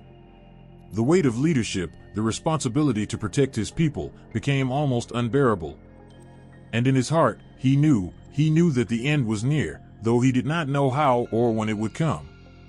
Moctezuma II, the emperor who had once commanded the respect of the greatest empire in Mesoamerica, now stood at the crossroads of his fate. His decisions would shape the future of his people, but every choice seemed to lead to a place he could not control. The empire, so grand and proud, was slipping away, and no matter how much he tried to hold on, the world was changing in ways he could not stop. The sun rose over the great city of Tenochtitlan, its golden light shimmering on the shimmering waters of Lake Texcoco. But there was no peace in the air. The once thriving city, filled with the hum of markets, the sounds of traders, and the rituals of the priests, now felt like a place under siege. The streets, once crowded with the vibrant life of the people, were empty. The proud empire that had ruled for centuries was on the edge of its final breath, and the weight of the moment hung heavy in the air. The Spanish had surrounded the city, and the smell of smoke, sweat, and blood began to mix with the acrid scent of despair. For months, the Aztecs had fought with everything they had. Moctezuma's once grand empire now seemed like a shadow of its former self. The great warriors who had once stood tall in battle now struggled to hold their ground. The city, built on an island in the middle of a lake, was trapped. The water that had once been a source of life had now become a prison. The battles were brutal. Every day, the Spanish soldiers and their indigenous allies pressed forward, trying to break the last defenses of the Aztecs. The mighty warriors of Tenochtitlan, who had fought with honor in countless battles, now found themselves fighting for their very survival. The stone walls of the city, which had stood for centuries, were now crumbling under the relentless assault. The great causeways that led to the heart of the city were cut off, and the people of Tenochtitlan found themselves trapped, with no way to escape the onslaught. The Aztecs fought with valor, but the Spanish were relentless. Their weapons, cannons, muskets, and horses were unlike anything the Aztecs had ever seen. The Aztec warriors, with their obsidian-tipped spears and wooden shields, were no match for the firepower of the Spanish. The once proud empire, known for its might and strength, now found itself crumbling under the weight of its enemies' weapons. But it wasn't just the battle that broke the spirit of the Aztecs, it was the disease. The invisible enemy that swept through the city, taking the lives of thousands. Smallpox, brought by the Spanish, tore through the population with terrifying speed. People who had once been strong and proud were now lying sick and dying, their bodies ravaged by a disease they had never encountered. The very foundation of the empire, once held together by strength and unity, began to break apart as families and communities fell victim to the sickness. The death toll from disease was devastating, more so than any battle. It spread quickly, with no remedy, no hope of salvation. The Aztecs, who had once seen themselves as masters of the land, now found themselves helpless against an enemy they could not see or fight. As the disease tore through the population, the once bustling markets grew silent. The temples that had once echoed with the chants of priests and the sacrifices of warriors now stood empty and lifeless. The very heart of Tenochtitlan, the spiritual center of the empire, had been struck down, not by weapons, but by sickness. As the siege continued, the city of Tenochtitlan, which had once stood as a symbol of the Aztec Empire's might, was slowly dying. The streets that had once been lined with colorful marketplaces were now littered with debris. The vibrant temples that had reached toward the heavens were now crumbling. The city, once filled with life and culture, now seemed like a ghost town. The Spanish were closing in. Cortés and his men, aided by their indigenous allies, had no intention of stopping. They could taste victory, and they would not let it slip through their fingers. The Aztecs fought with desperation, but the walls of their city were crumbling. The once proud warriors of Tenochtitlan, who had stood against countless enemies, now found themselves outmatched by an enemy unlike any they had ever faced. The final days of the siege were marked by sheer devastation. The people of Tenochtitlan, starving and sick, fought until they could no longer stand. The Spanish soldiers pushed forward relentlessly, and soon, the great gates of the city were breached. The once proud empire that had ruled over a vast territory, its people united by shared traditions, religion, and strength, was brought to its knees. As the Spanish poured into the city, the destruction of Tenochtitlan became inevitable. The great temples that had once stood as a testament to the power of the gods were now in ruins. The palaces of the emperor, filled with treasures and symbols of Aztec greatness, were plundered. The magnificent city that had once been the pride of the Aztecs was now a place of death and destruction. The last defenders of Tenochtitlan fought to the bitter end. The warriors, though weakened by hunger and disease, still fought with the honor and courage that had defined their people for centuries. But it was clear that the end had come.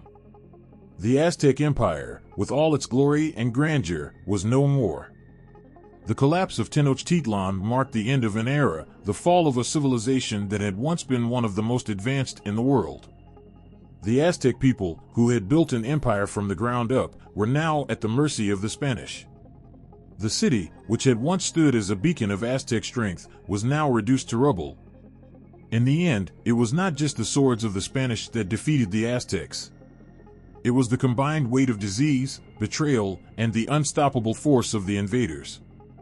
The destruction of Tenochtitlan was not just the fall of a city, it was the fall of a way of life, a culture, and a people.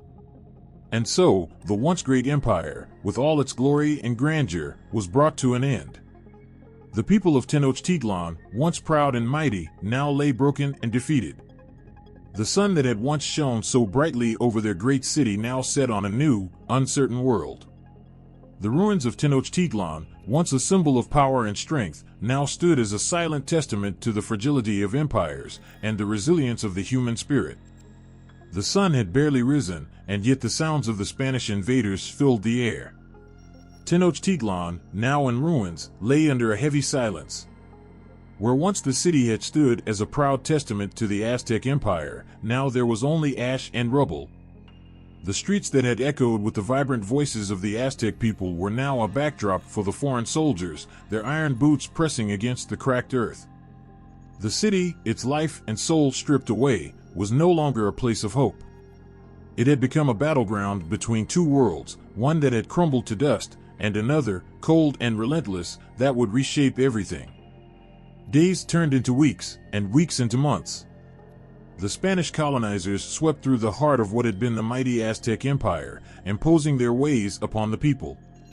Where there had once been temples dedicated to the gods, there now stood crosses and churches, their steeples rising like monuments to the new order. The Aztec pantheon of gods, once worshipped with such fervor and devotion, was replaced by the Christian god, whose face was unfamiliar, his voice alien. The old ways were not just erased, they were stamped out with the force of the conqueror's will. Missionaries, armed with Bibles and the power of the Spanish crown, moved swiftly through the land, bringing with them a message that was both a promise and a command: convert or perish. The Aztec people, their hearts heavy with loss, were forced to kneel at the feet of a new god. Their temples, once alive with the scent of incense and the rhythm of drums, were silenced. The great rituals that had sustained their spirits for generations were outlawed, replaced by prayers in a tongue they did not understand, by hymns sung in a foreign language. But even in the face of such brutality, something inside the people refused to die. It wasn't easy, no, it was the hardest thing they had ever faced. But in the quiet corners of villages, and the hidden spaces of the earth, the old ways survived. The indigenous traditions, woven into the very fabric of their being, could not be so easily extinguished. It was in the whispers shared between mothers and daughters, and the fleeting moments of remembrance, that the heartbeat of Aztec culture pulsed once more. The Spanish had come to dominate, but they could not erase the people. They could take their land, their wealth, and their temples, but they could not take the spirit that had once driven the Aztecs to build an empire. That spirit, though crushed and battered, refused to be silenced. The survivors held on to their past, passing it from one generation to the next, even as the Spanish sought to rewrite their history, to bury it beneath the weight of foreign laws and customs. Aztec society, once structured and proud, now found itself under the shadow of colonial rule. The nobles, the warriors, the priests, all those who had once been the backbone of the empire, were now reduced to subjects under a foreign crown. The great system of tribute, which had once been a means of maintaining the empire's power, was now transformed into a system of exploitation. The people who had once offered their goods to the gods were now forced to work the land for the benefit of the Spanish, their labor harvested by the very men who had taken everything from them.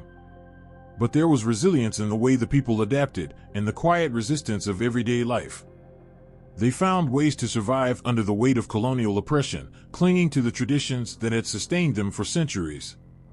They adapted their practices to the new world they were forced to live in, blending the old ways with the demands of the new religion. In the shadows of the Spanish mission churches, the ancient ceremonies continued, disguised as prayers to the Christian saints, but in truth, they were still honoring the old gods. The stories that had been passed down for generations, of Quetzalcoatl, of Huitzilopochtli, of Tlaloc, were not forgotten. They lived on in the hearts of the people, passed from one generation to the next like sacred fire. The Spanish, for all their power, could not crush the soul of the Aztec people. The resistance was quiet, sometimes unnoticed, but it was there, woven into the fabric of everyday life. The old gods were still remembered, even if their names had to be whispered in secret. The rituals, the songs, the dances, they continued, even if they had to be disguised beneath the mask of the foreign faith. And over time, these traditions began to resurface, like seeds that had been buried beneath the soil, waiting for the right moment to grow once more. Yet, as the years passed, the Aztec people were forced to confront an undeniable truth. The world they had known was gone. The empire that had once stretched across vast lands, that had built great cities and temples, had fallen. The gods that had once been the center of their lives were now distant memories, their temples reduced to rubble. The Spanish had claimed victory, but the price they had paid was high. They had destroyed a civilization, but in doing so, they had also forged a new reality, a reality in which the Aztec people had to find a way to survive, to carry on in the face of overwhelming loss. The world was no longer the same. The proud city of Tenochtitlan was gone, swallowed by the hands of invaders. The empire that had once stood as a symbol of power and culture had been reduced to ashes. But the spirit of the Aztec people lived on. It lived on in the stories that were passed down, in the prayers that were whispered, in the hearts of those who refused to forget. Even under the weight of colonial rule, the Aztec legacy endured, hidden beneath layers of foreign influence, but never truly extinguished. For the Aztecs, the story of their people did not end with the fall of Tenochtitlan. It did not end with the arrival of the Spanish or the imposition of Christianity. Their story was one of survival, of resistance, and of resilience. It was a story of a people who, though crushed under the weight of conquest, refused to let go of their identity, their traditions, and their gods. They had lost their empire, but they had not lost their soul. And that, in the end, was something no conqueror could ever take from them. The ground was quiet, almost too quiet. Beneath the dirt, buried under layers of time, secrets slept. For centuries, they had lain hidden, waiting for the moment when the earth would open and the past would rise again. In the heart of Mexico City, beneath the bustling streets and the noise of modern life, something ancient stirred. When the first stone was moved, it felt like a whisper from another world, a call, a question, a reminder that what was lost could still be found. The Templo Mayor, once the beating heart of the Aztec Empire, began to emerge from the shadows of history. Buried beneath centuries of conquest, natural disasters, and the heavy weight of time, its stones had long since been forgotten. Yet, there it was, uncovered by the hands of those who dared to ask, what was here before us? The grandeur of the Templo Mayor rose slowly, revealing not just a physical structure, but the pulse of an entire civilization, a civilization that had been silenced but never truly gone. The deeper they dug, the more the past began to come alive. Stone carvings, statues of gods, and intricate murals told stories that had not been told for centuries. These were not just relics, they were echoes of a time when the Aztecs had shaped the world with their vision, their belief, their ambition. Each discovery felt like a message, a thread in the tapestry of history that had been left behind, waiting for someone to understand it. But the story of the Aztecs was not just found in the soil or the stones. It was carried in the pages of codices, hand-painted manuscripts that had survived in secret, hidden away from the eyes of conquerors and time. These codices were more than just records of taxes and tribute. They were windows into the soul of the Aztec people, depicting their gods, their rituals, their victories, and their daily lives. Through them, scholars could piece together fragments of a once vibrant culture that had been almost entirely wiped from memory. Even as centuries passed, oral traditions carried the weight of history. Elders spoke of the past, not as a distant memory, but as something that still lived, still breathed in the hearts of those who remembered. They spoke of great leaders, like Moctezuma, and gods like Quetzalcoatl. Their words wove the rich fabric of Aztec identity, reminding each new generation of the strength and beauty of the world that had been lost. What was forgotten was not truly gone. It lived in the stories that were passed down in whispers, in rituals, and the names of forgotten ancestors who still walked the earth in the minds of those who remembered. Yet even as these pieces of history were uncovered, the Aztecs remained misunderstood, their civilization reduced to simple stereotypes. In the wake of conquest, the brutal images of bloodshed and sacrifice had overshadowed the complexity of their culture. But as the years passed, new generations of historians and scholars began to look deeper, to listen more closely. They began to challenge the old narratives, asking questions that had been ignored for too long. What if the Aztecs were not simply savages, but a people with a rich, sophisticated culture? What if their religion, their art, and their science held lessons for the modern world?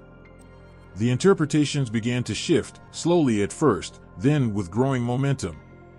Where once the Aztecs were portrayed as bloodthirsty conquerors, scholars began to see them as visionary architects of a society that blended religion, politics, and culture in a way that had never been fully appreciated.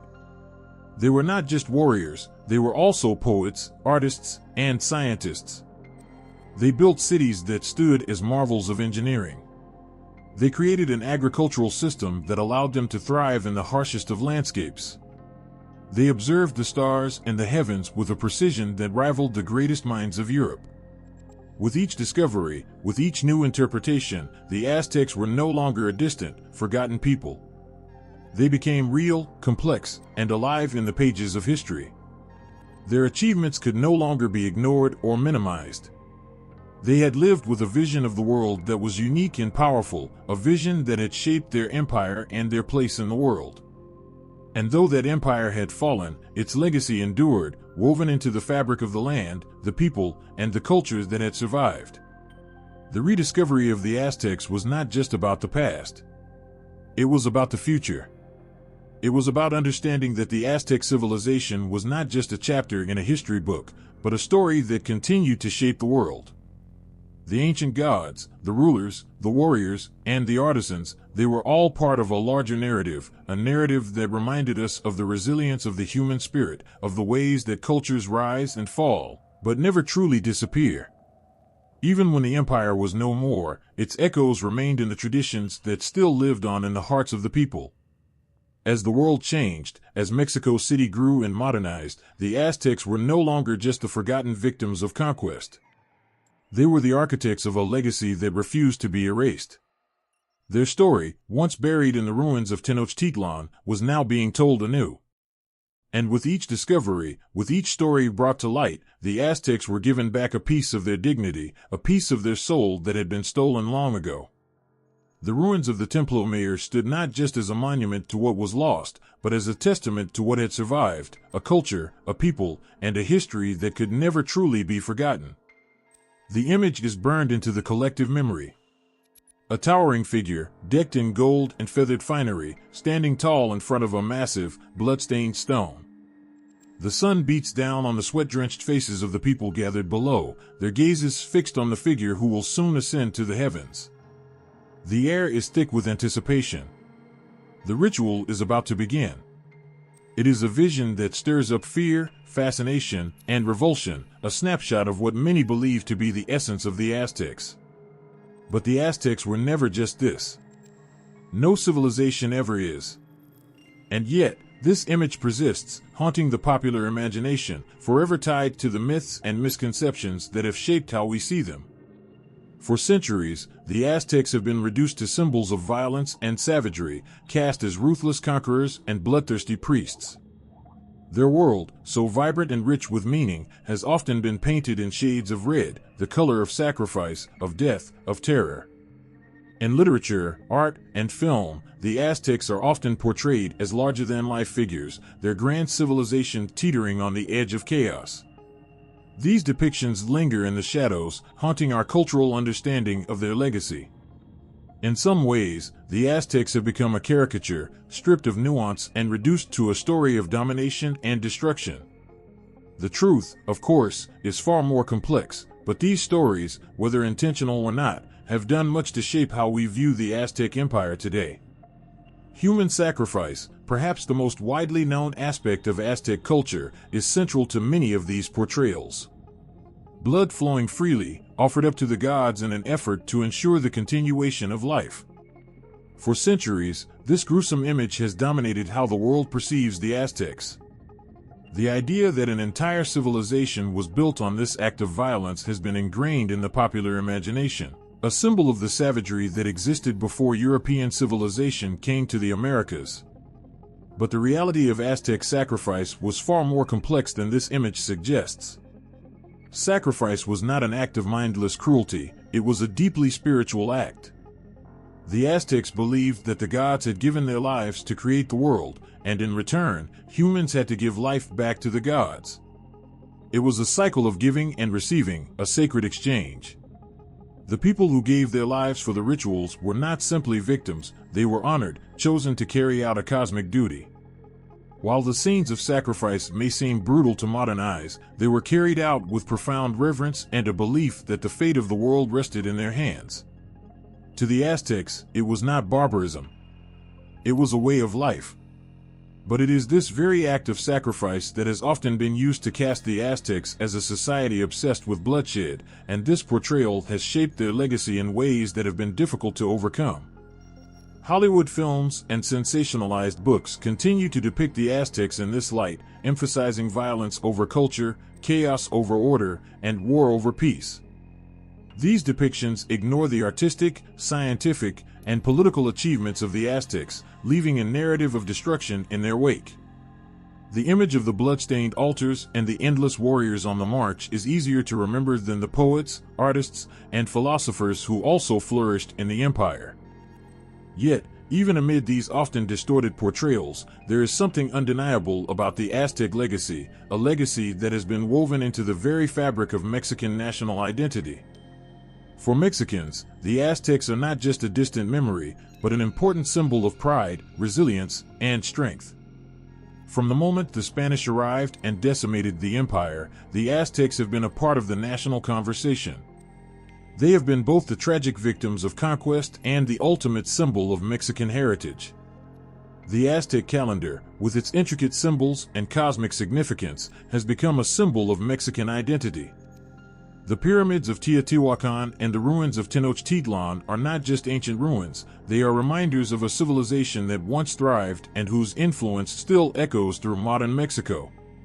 Mexican artists, writers, and political leaders have often turned to the Aztecs for inspiration, invoking their imagery and their story to assert a sense of cultural pride and historical continuity. They are a symbol of indigenous strength, of defiance in the face of conquest and colonization. But the Aztecs are not just a symbol of ancient glory. They have also come to represent the resilience of the Mexican people in the face of adversity. Despite the destruction of their empire, despite the centuries of colonial rule, and despite the centuries-long efforts to erase their culture, the Aztec spirit persists. It lives on in the language, the traditions, the festivals, and the very bones of the land. Even as the myths about them persist, the Aztec legacy is woven into the daily lives of those who walk the streets of Mexico City in the shadow of Tenochtitlan's ruins. In literature and art, the Aztecs have been reimagined as both conquerors and the conquered, as both the architects of an empire and the victims of its fall. Their story has been told in epic poems, paintings, and films, often filled with romance, violence, and tragedy. They have become the stuff of myth, larger than life, representing both the grandeur of an ancient civilization and the tragedy of its collapse. But even as the popular imagination continues to shape and reshape the Aztecs, their legacy endures. The Aztecs are more than just the images we see on the screen or read about in books. They are the silent voices of the past, calling out from beneath the rubble, from the cracks in the pavement, from the forgotten corners of history. Their achievements, their struggles, their sacrifices, these are the stories that have survived. And despite the myths, despite the misconceptions, their true legacy is far from forgotten. In every corner of modern Mexico, the Aztecs live on, not as symbols of violence, but as symbols of strength, survival, and the enduring power of memory. The sun had barely risen over the Valley of Mexico when the people of Tenochtitlan began their day. The air hummed with the rhythms of life, footsteps in the streets, the call of street vendors selling food and goods, the quiet murmur of prayers to the gods. But beneath the hum of daily existence, there was something far deeper at play. An empire that stretched as far as the eye could see, built on an intricate system of belief, power, and innovation. It was a society that seemed to hold the key to its survival, no matter what the world threw at it. The Aztec Empire wasn't just a kingdom of warriors and rulers. It was a living testament to the human ability to adapt and thrive, even in the face of overwhelming challenges. The lessons it offers are not simply about the past, they resonate deeply with our own world, where the thirst for power, the fight for survival, and the drive to make a mark on history continue to shape the lives of millions. Imperialism was the foundation of the Aztec world. Their empire, forged through conquest and expansion, stretched across vast landscapes. It wasn't just a military machine, it was a carefully constructed web of influence, relationships, and strategies. They understood that the key to holding power was not just through force, but through clever alliances and diplomacy.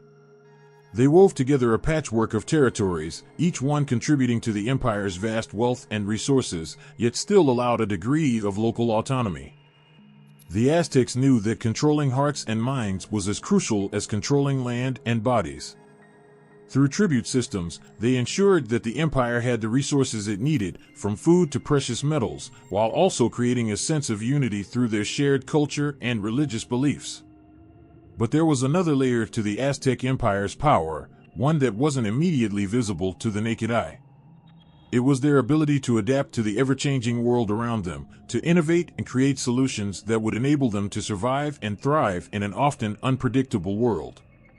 Their mastery of agriculture was nothing short of extraordinary. It was a society that understood the importance of the land, and they made it work for them in ways that continue to astonish modern scientists. The creation of the Chinapa system, man-made farming islands floating on the water, was a brilliant answer to the problem of limited arable land. These islands, built with painstaking care, allowed for year-round farming, creating an abundance of crops in an area that was otherwise difficult to farm. The Aztecs had learned to work with their environment, not just survive in it. They used every scrap of land available, turning the very waters of the lake into fertile ground for crops. In a world where food shortages could spell disaster, the Aztecs had found a way to make the land yield more than anyone could have imagined.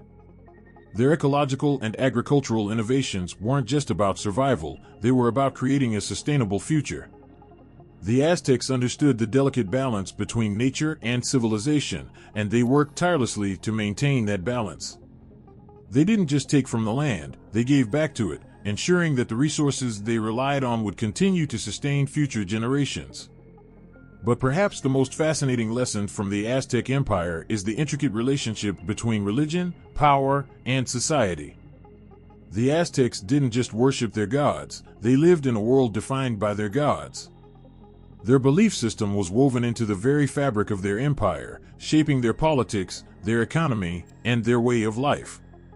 The gods were not abstract concepts, they were powerful forces that demanded respect, attention, and sacrifice. To maintain the favor of the gods, the Aztecs believed that they had to give back what was given to them, their crops, their wealth, their very lives. Religion was the thread that bound their society together. It justified the sacrifices made in battle, the tribute collected from faraway lands, and the loyalty sworn to their emperor. It was also the glue that held the social structure intact. Each class, from the nobility to the commoners, had its role to play in this grand system of belief. The warriors fought not just for their emperor but for the gods. The priests offered up the sacrifices that kept the heavens in balance. Even the farmers, working tirelessly on their chinampas, were part of this grand cosmic plan. Their labor was seen not as a menial task but as a sacred duty to keep the world turning. Power and religion were inseparable. The Tenochtitlán, the emperor, was not just a political leader, he was the divine representative on earth, chosen by the gods to lead his people. His power was legitimized by his connection to the divine, and his decisions were guided by the will of the gods. The Aztecs didn't simply govern through laws, they governed through divine mandate. To rule was to carry the weight of the heavens on one's shoulders. Yet, despite this all-encompassing system of belief, the Aztecs never stopped adapting. They were pragmatic, willing to change when necessary, to make room for new ideas, new ways of thinking.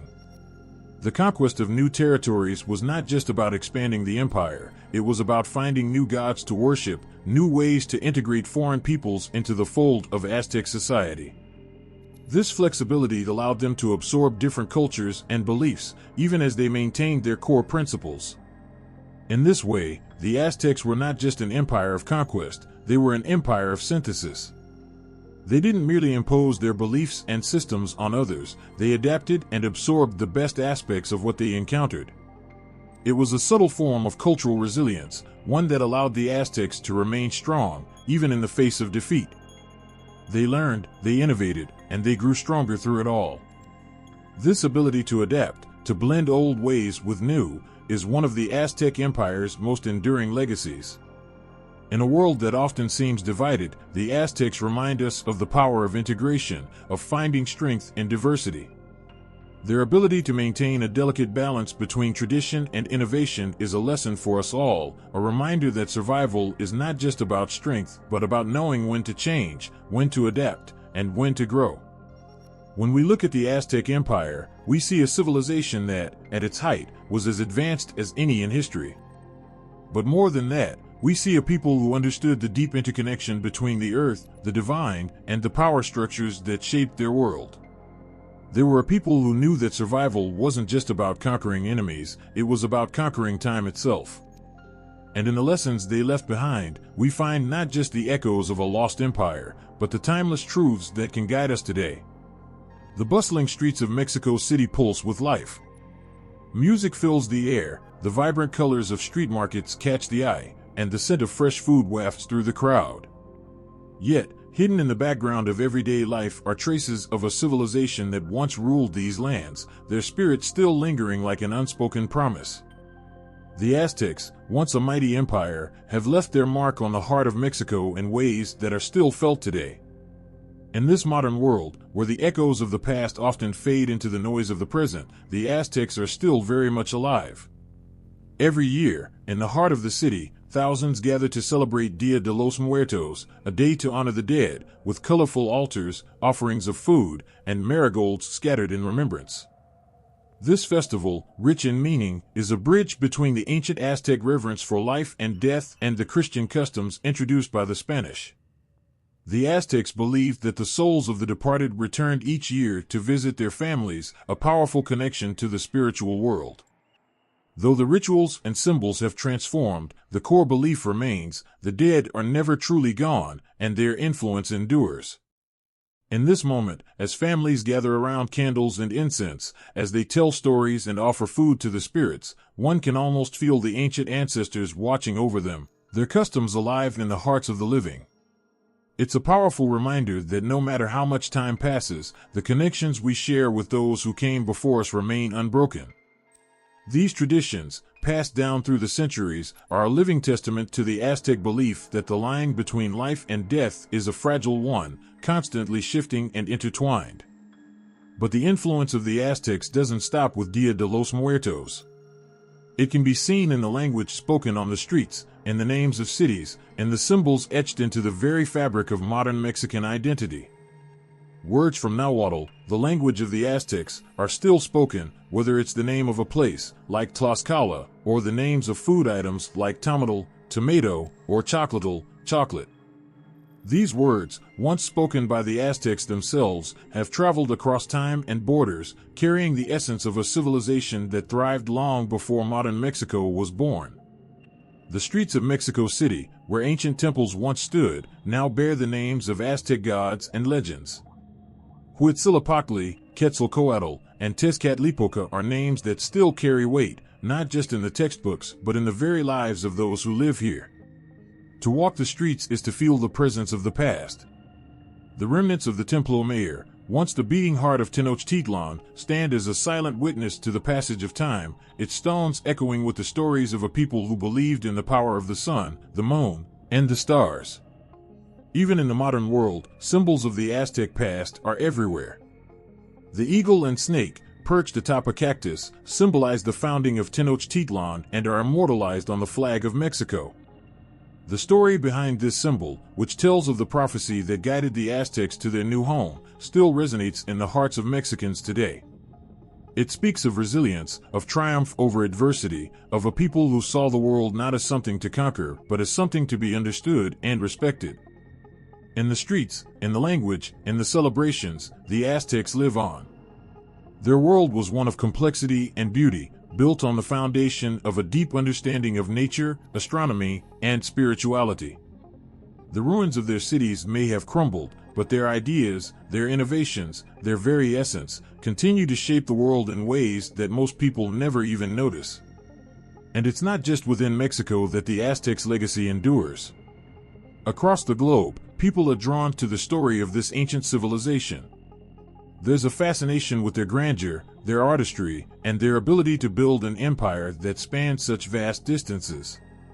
Their stunning works of art, intricate codices, and sculptures continue to captivate museum goers and history enthusiasts around the world.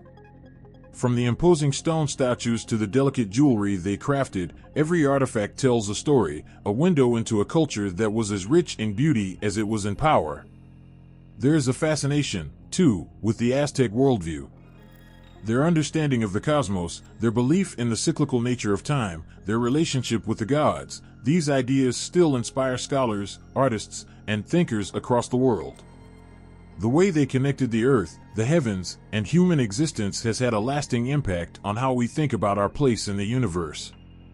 In a world that often feels disconnected from nature and the spiritual, the Aztecs remind us of the importance of balance, of respect for the forces beyond our control, and of the sacredness of life itself. The Aztec Empire may have fallen, but their legacy is far from forgotten. It endures in the hearts of those who still honor the ancient traditions, in the rituals and celebrations that mark the passage of time, and in the words that continue to shape everyday life. Their civilization, though lost to history, is alive in the very soul of Mexico, and their influence can be felt in every corner of the globe. What is it about the Aztecs that continues to captivate us? Perhaps it's their relentless pursuit of knowledge, their courage in the face of challenges, their ability to adapt to an ever-changing world. Or perhaps it's the way they understood that life, in all its beauty and struggle, is a sacred gift. They lived in a world where the line between the mortal and the divine was thin, where every moment carried the weight of the cosmos. As long as there are stories to tell, as long as there are festivals to celebrate, as long as there are names to be spoken and symbols to be revered, the Aztecs will never truly be gone. They live on in the vibrant heart of Mexico, in the words of the people, in the colors of their culture, and in the love they hold for a history that will never be forgotten. The Aztec legacy is not just a chapter in a history book, it is a living, breathing part of the world we still inhabit. And it will endure for generations to come.